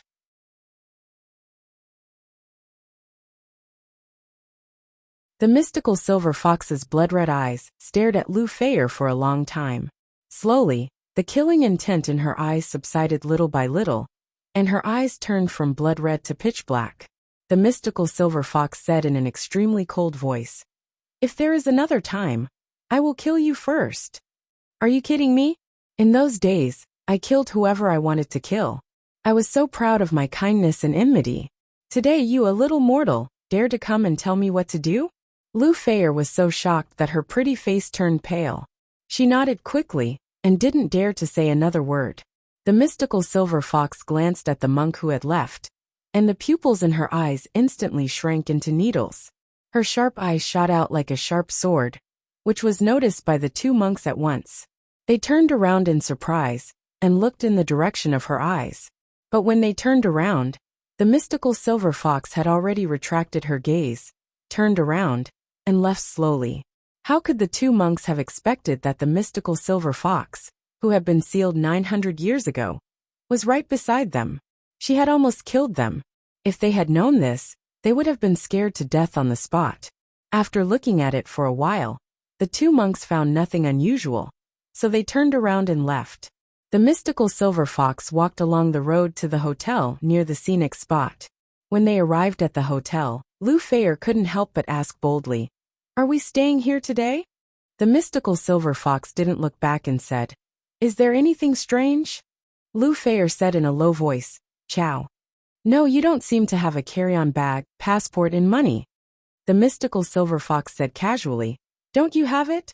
Hearing this, Lu Feier was stunned. She said in a low voice, "My bag was also lost when the car was smashed. If you hadn't taken me here, I wouldn't have been able to enter the country." The mystical silver fox thought for a moment and said in a cold voice, "Then kill all the people in this hotel." After that, she stepped in. Lu Feier was stunned. She watched the mystical silver fox walk into the hotel. She wanted to stop it, but she remembered the warning of the mystical silver fox before. She didn't dare to persuade it again, for fear that the big devil would be angry and kill her as well. Lu Feier was stunned for a while. Suddenly, she couldn't help but shout in panic. She chased after the mystical silver fox and walked in. At this time, no one in the Japanese cultivation world noticed that the mystical silver fox had returned to the old place and returned to their land. She was hiding in the dark and watching them covetously, ready to launch a terrible attack on the Japanese cultivation world at any time.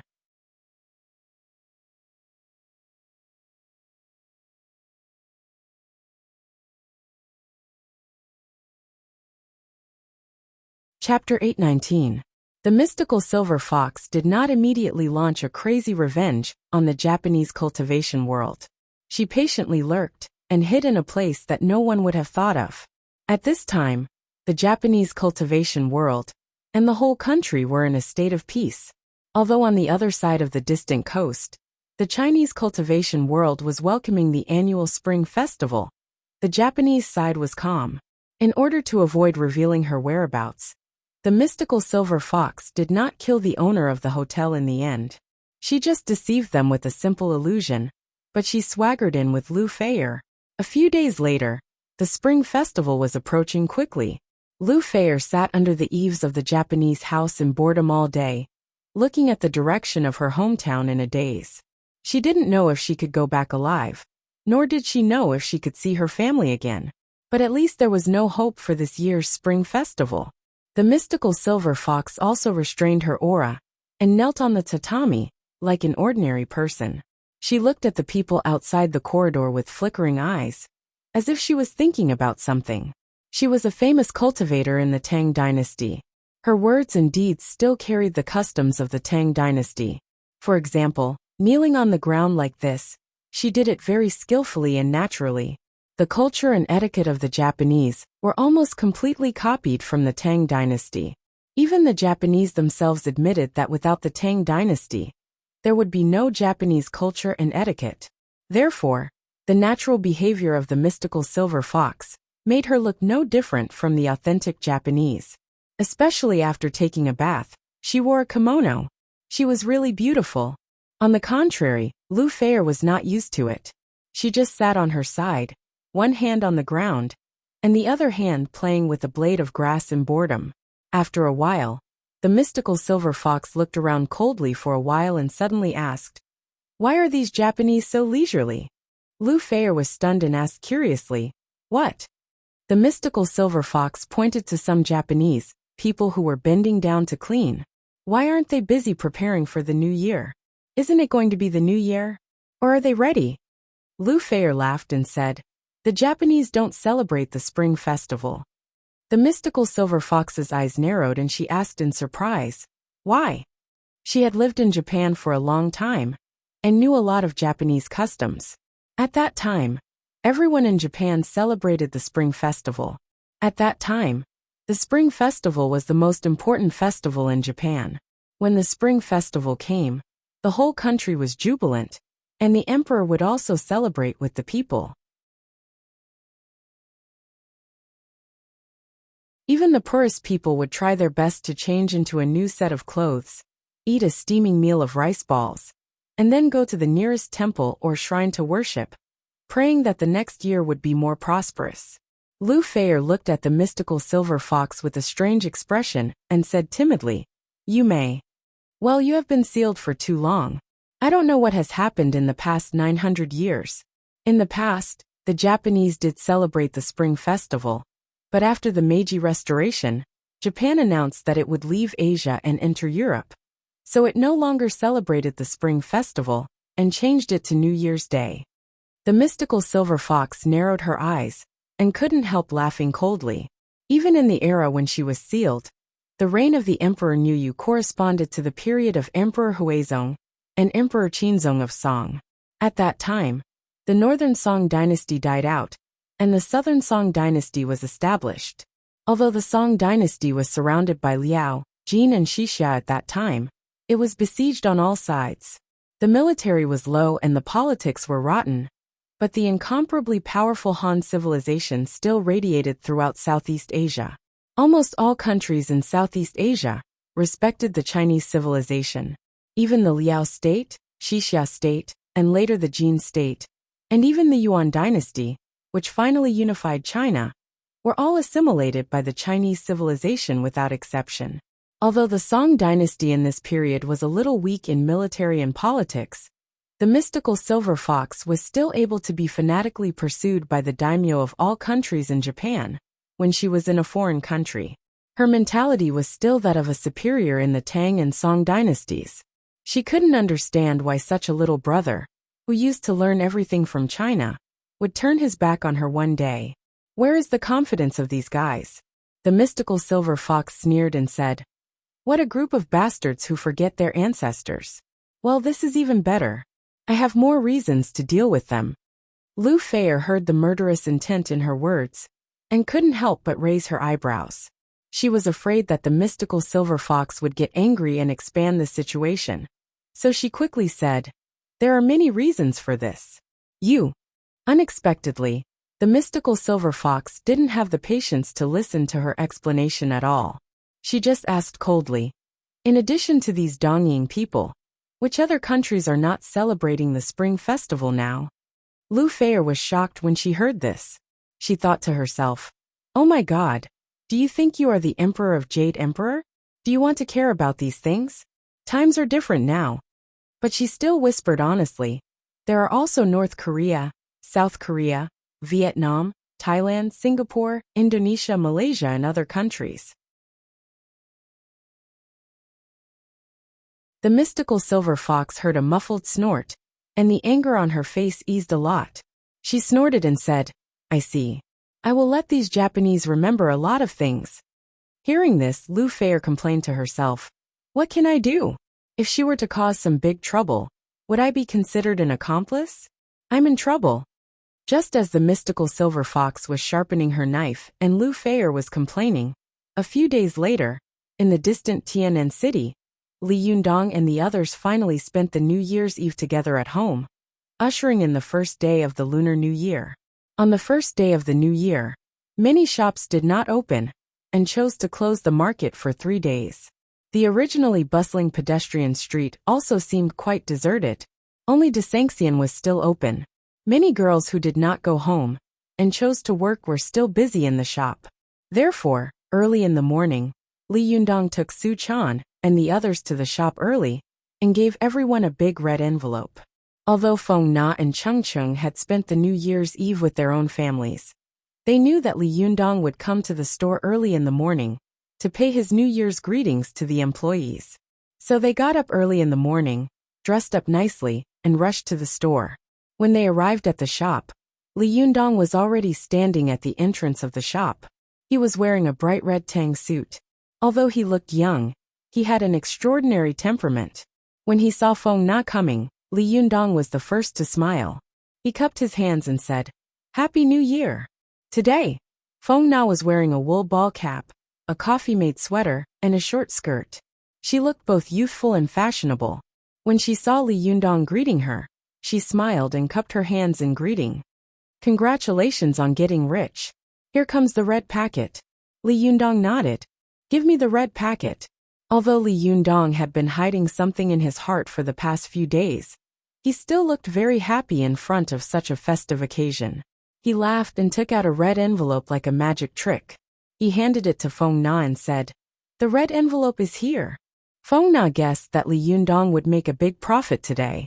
She pursed her lips and smiled. There really is a red envelope. Cheng, who was following behind her, looked curiously at Li Yundong and couldn't help but ask, "Ah, is there a red envelope for me?" Li Yundong smiled and took out another red envelope. Everyone who sees it gets a share. Before Feng Na could take the red envelope, Cheng grabbed it unceremoniously and said with a smile, "Well, it's good that there's a share for me." After taking it, Cheng squeezed her hand and felt that the red envelope was very light and thin. She rolled her eyes and said angrily, "Hey big boss, the red envelope is so thin and light. Aren't you a little stingy?"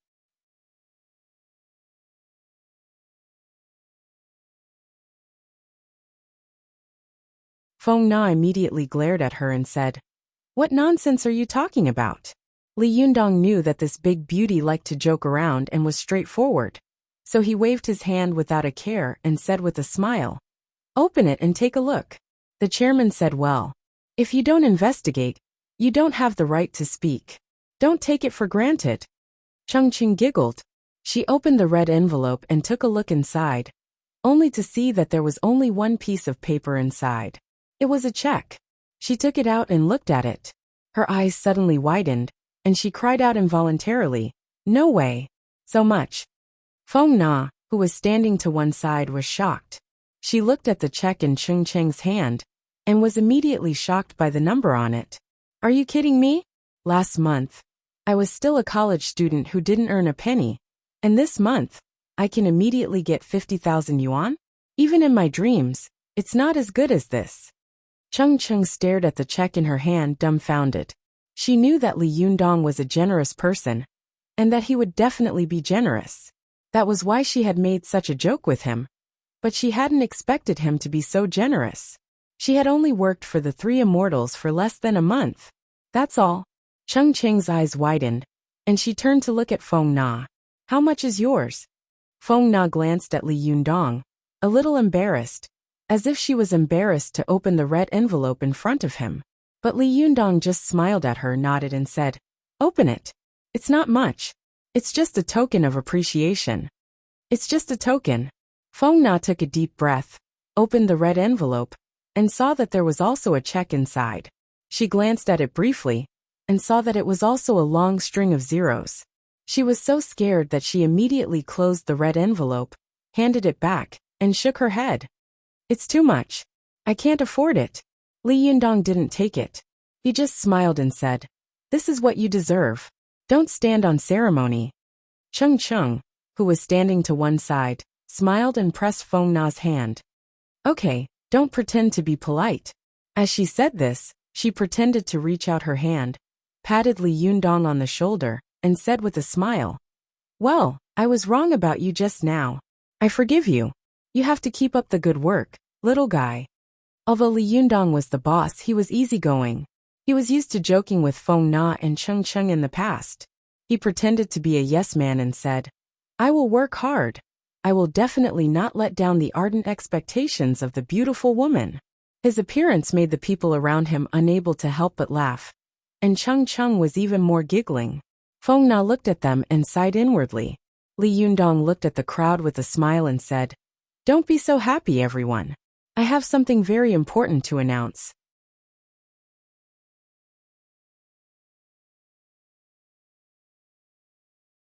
When everyone heard this, they all looked at Li Yundong, wanting to hear what this young and generous little boss had to announce. Halfway through the second chapter. I really can't write anymore. I'll get up tomorrow morning and make up for it. Everyone don't wait.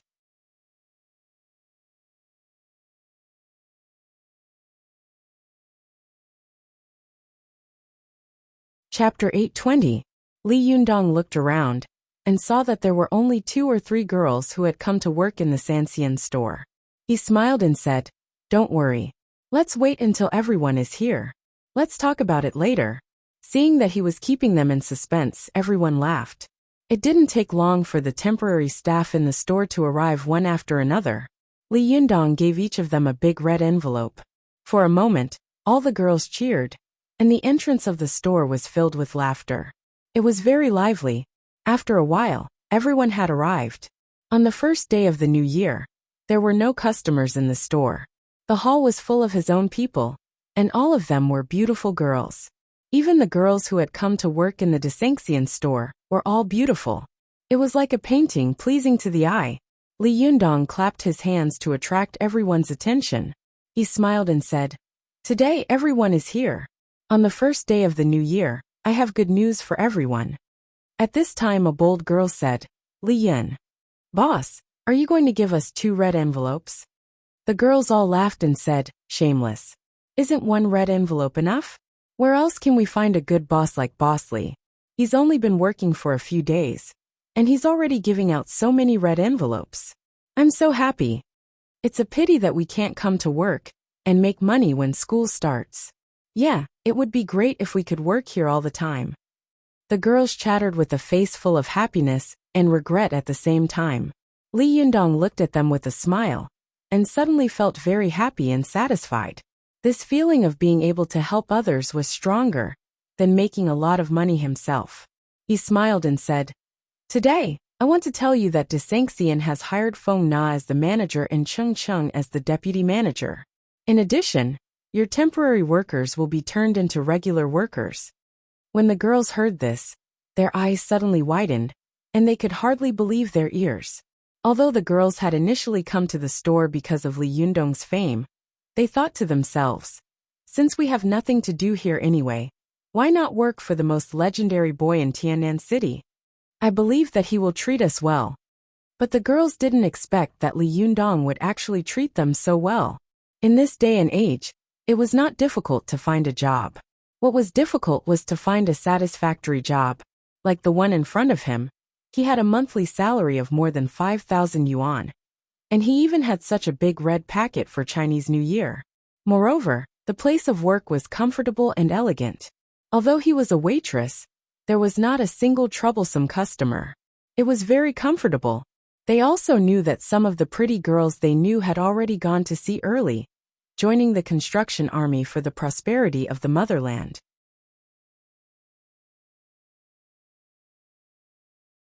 Some of them had already changed into branded clothes and jewelry. Hanging on their necks were all glittering jewels, dazzling people's eyes and lusting their hearts. These girls also adhere to their own bottom line and principles, but even they don't know what will happen in the future. What will happen after graduation? Should he join the growing army of mistresses? Or should he contribute to the service industry of the motherland? Or should he honestly find a man to marry, and then his wife and children would warm the Kong, cooking oil, salt, soy sauce, vinegar, firewood, rice, tea, and so on. In the end, he would become a yellow-faced woman who would fight to the death with a mistress. In the end, it was all about money. If there was a decent and well-paid job, who would be willing to do those shameful things? In this world, how many women are born to be cheap? If there was enough income, who wouldn't be willing to hire a nanny? What about cooking all day and getting their face covered in oil? And in the end being disliked by their own man? If they could be financially independent and live a rich life, who would be willing to be a third party, and in the end, shamelessly fight to the death with a big boss on the street?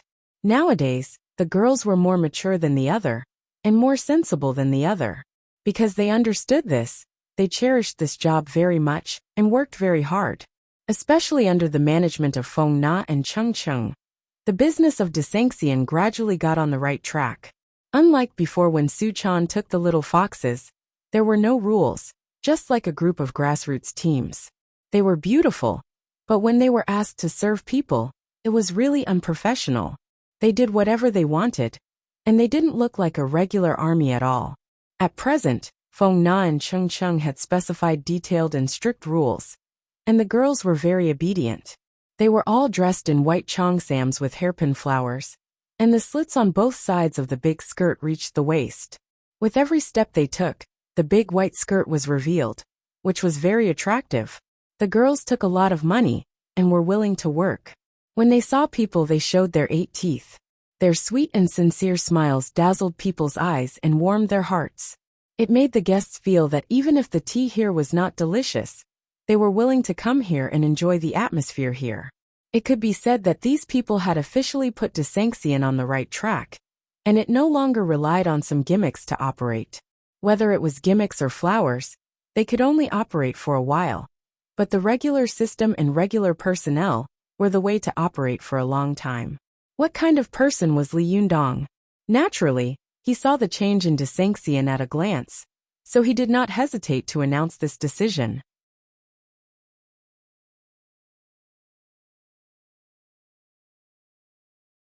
When the girls heard Li Yundong's words, they immediately set up a temple for Li Yundong and burned incense and worshipped Buddha every day. One by one, they cheered, and their delicate voices shook the sky, attracting the attention of the few pedestrians on the pedestrian street. Although Zi Yuan and Zhou Qin felt that Li Yundong's decision was a little abrupt and a little anxious, they were very understanding and did not oppose it. Moreover, when they saw the girls smiling from the bottom of their hearts, they also felt warm in their hearts. It could be said that they had released a lot of their suppressed feelings these days.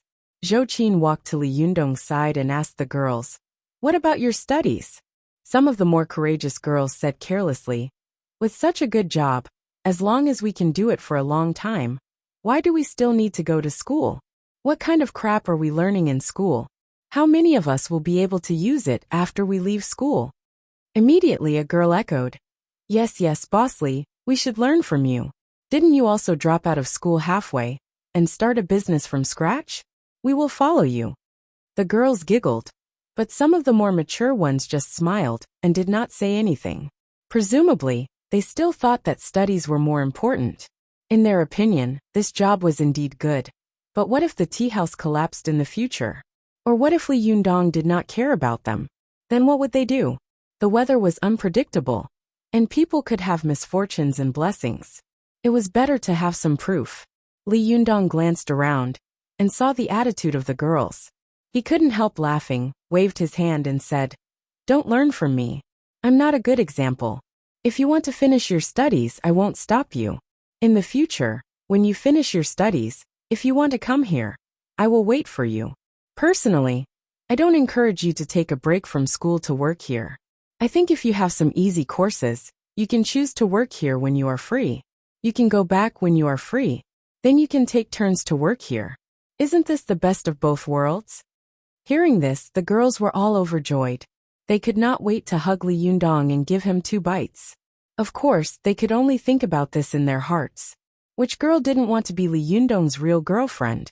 But the girl named Su Chan was so beautiful and charming that it made people feel inferior. Even a blind man could see how much Li Yundong doted on her. And these days, they had heard from Feng Na and Cheng Cheng that Li Yundong was faithful to his love, which made them sigh. In today's world, where could there be such a good man? Since Li Yundong was a gentleman, they couldn't let him look at them. Therefore, the girls were very reserved. After Li Yundong announced the good news, the little foxes immediately rushed over and looked at Li Yundong pitifully. Ling Yu in particular took Li Yundong's hand and said with a wronged expression, "Boss, you don't want us anymore, do you?" Li Yundong asked curiously, "Where did this come from?" Ling Yu said pitifully, "You've turned all of them into regular customers. What should we do?" Li Yundong laughed and said, "Nonsense. You've been showing off all day long. Don't you feel ashamed? I feel ashamed for you. Don't make trouble. I won't give you any less money in the future. Just stay at home." When the little foxes heard this, their eyes lit up. "I won't give you any less pocket money?" The only thing the little foxes cared about was whether their pocket money would be less or not. As for whether they would work or not, that was secondary. If they could stay at home all day long cultivating, watching soap operas, and spending money at the same time, why couldn't they live such a life? Li Yundong didn't know whether to laugh or cry as he looked at these greedy foxes. He poked their heads one by one with his fingers and said, "Well, go do what you need to do. The little foxes dispersed in an uproar. Some picked up the paper flowers they had prepared and scattered them high. Some held up poles and shook the firecrackers on them. Some lit incense sticks and covered their ears with their hands while lighting the firecrackers hanging high on the poles. It was a bustling and lively scene. Li Yundong turned his head and saw Su Chan looking at them enviously. Her eyes flashed. Li Yundong gently pushed her and whispered, "If you want to play, go and play." Su Chan looked back at Li Yundong and said tentatively, "Can I?" Li Yundong nodded with a smile. Only then did Su Chan break into a smile and sneak into the crowd. Although Su Chan had been a little depressed these days because of Ao Wushuang, it was the Spring Festival, and there was a festive and peaceful atmosphere everywhere. She couldn't help but be happy with the little foxes. She took the little foxes to hold a string of firecrackers and hang them high at the entrance of the shop. She took a lit incense candle handed by the little fox and lit the fuse of the firecrackers with the flame in front of her. As soon as she lit it, the fuse began to burn, and a thunderous sound of firecrackers suddenly rang out. Although she was used to the scene of fighting, the amazing sound of the firecrackers still made the little girl a little unable to stand it. She covered her ears and hid aside, grinning. The little foxes also covered their ears and laughed at the crackling firecrackers. Some of them were talking loudly, but the loud sound of the firecrackers made it difficult for them to hear each other clearly even when they were talking face to face. But after a while, the girls of Tian'an University and the little foxes in the shop all shouted, "It's the Spring Festival! Happy New Year!" The girls' voices were neat and crisp, but even the deafening sound of firecrackers could not cover them up.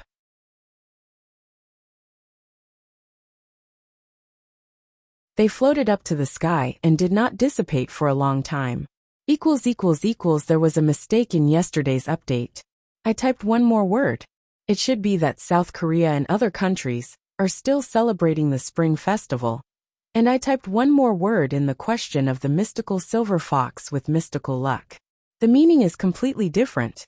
It's really a mistake. I'm ashamed. Thank you for pointing it out. You're tuning in to the Li Mei's Sword of Destiny YouTube channel. We're so grateful for your support, and don't forget to subscribe to join us on this incredible journey through captivating stories. Your generosity through donations truly makes a world of difference, as it's the primary source of revenue that allows me to expand and enhance this channel for you. Thank you from the bottom of my heart for being a part of this adventure.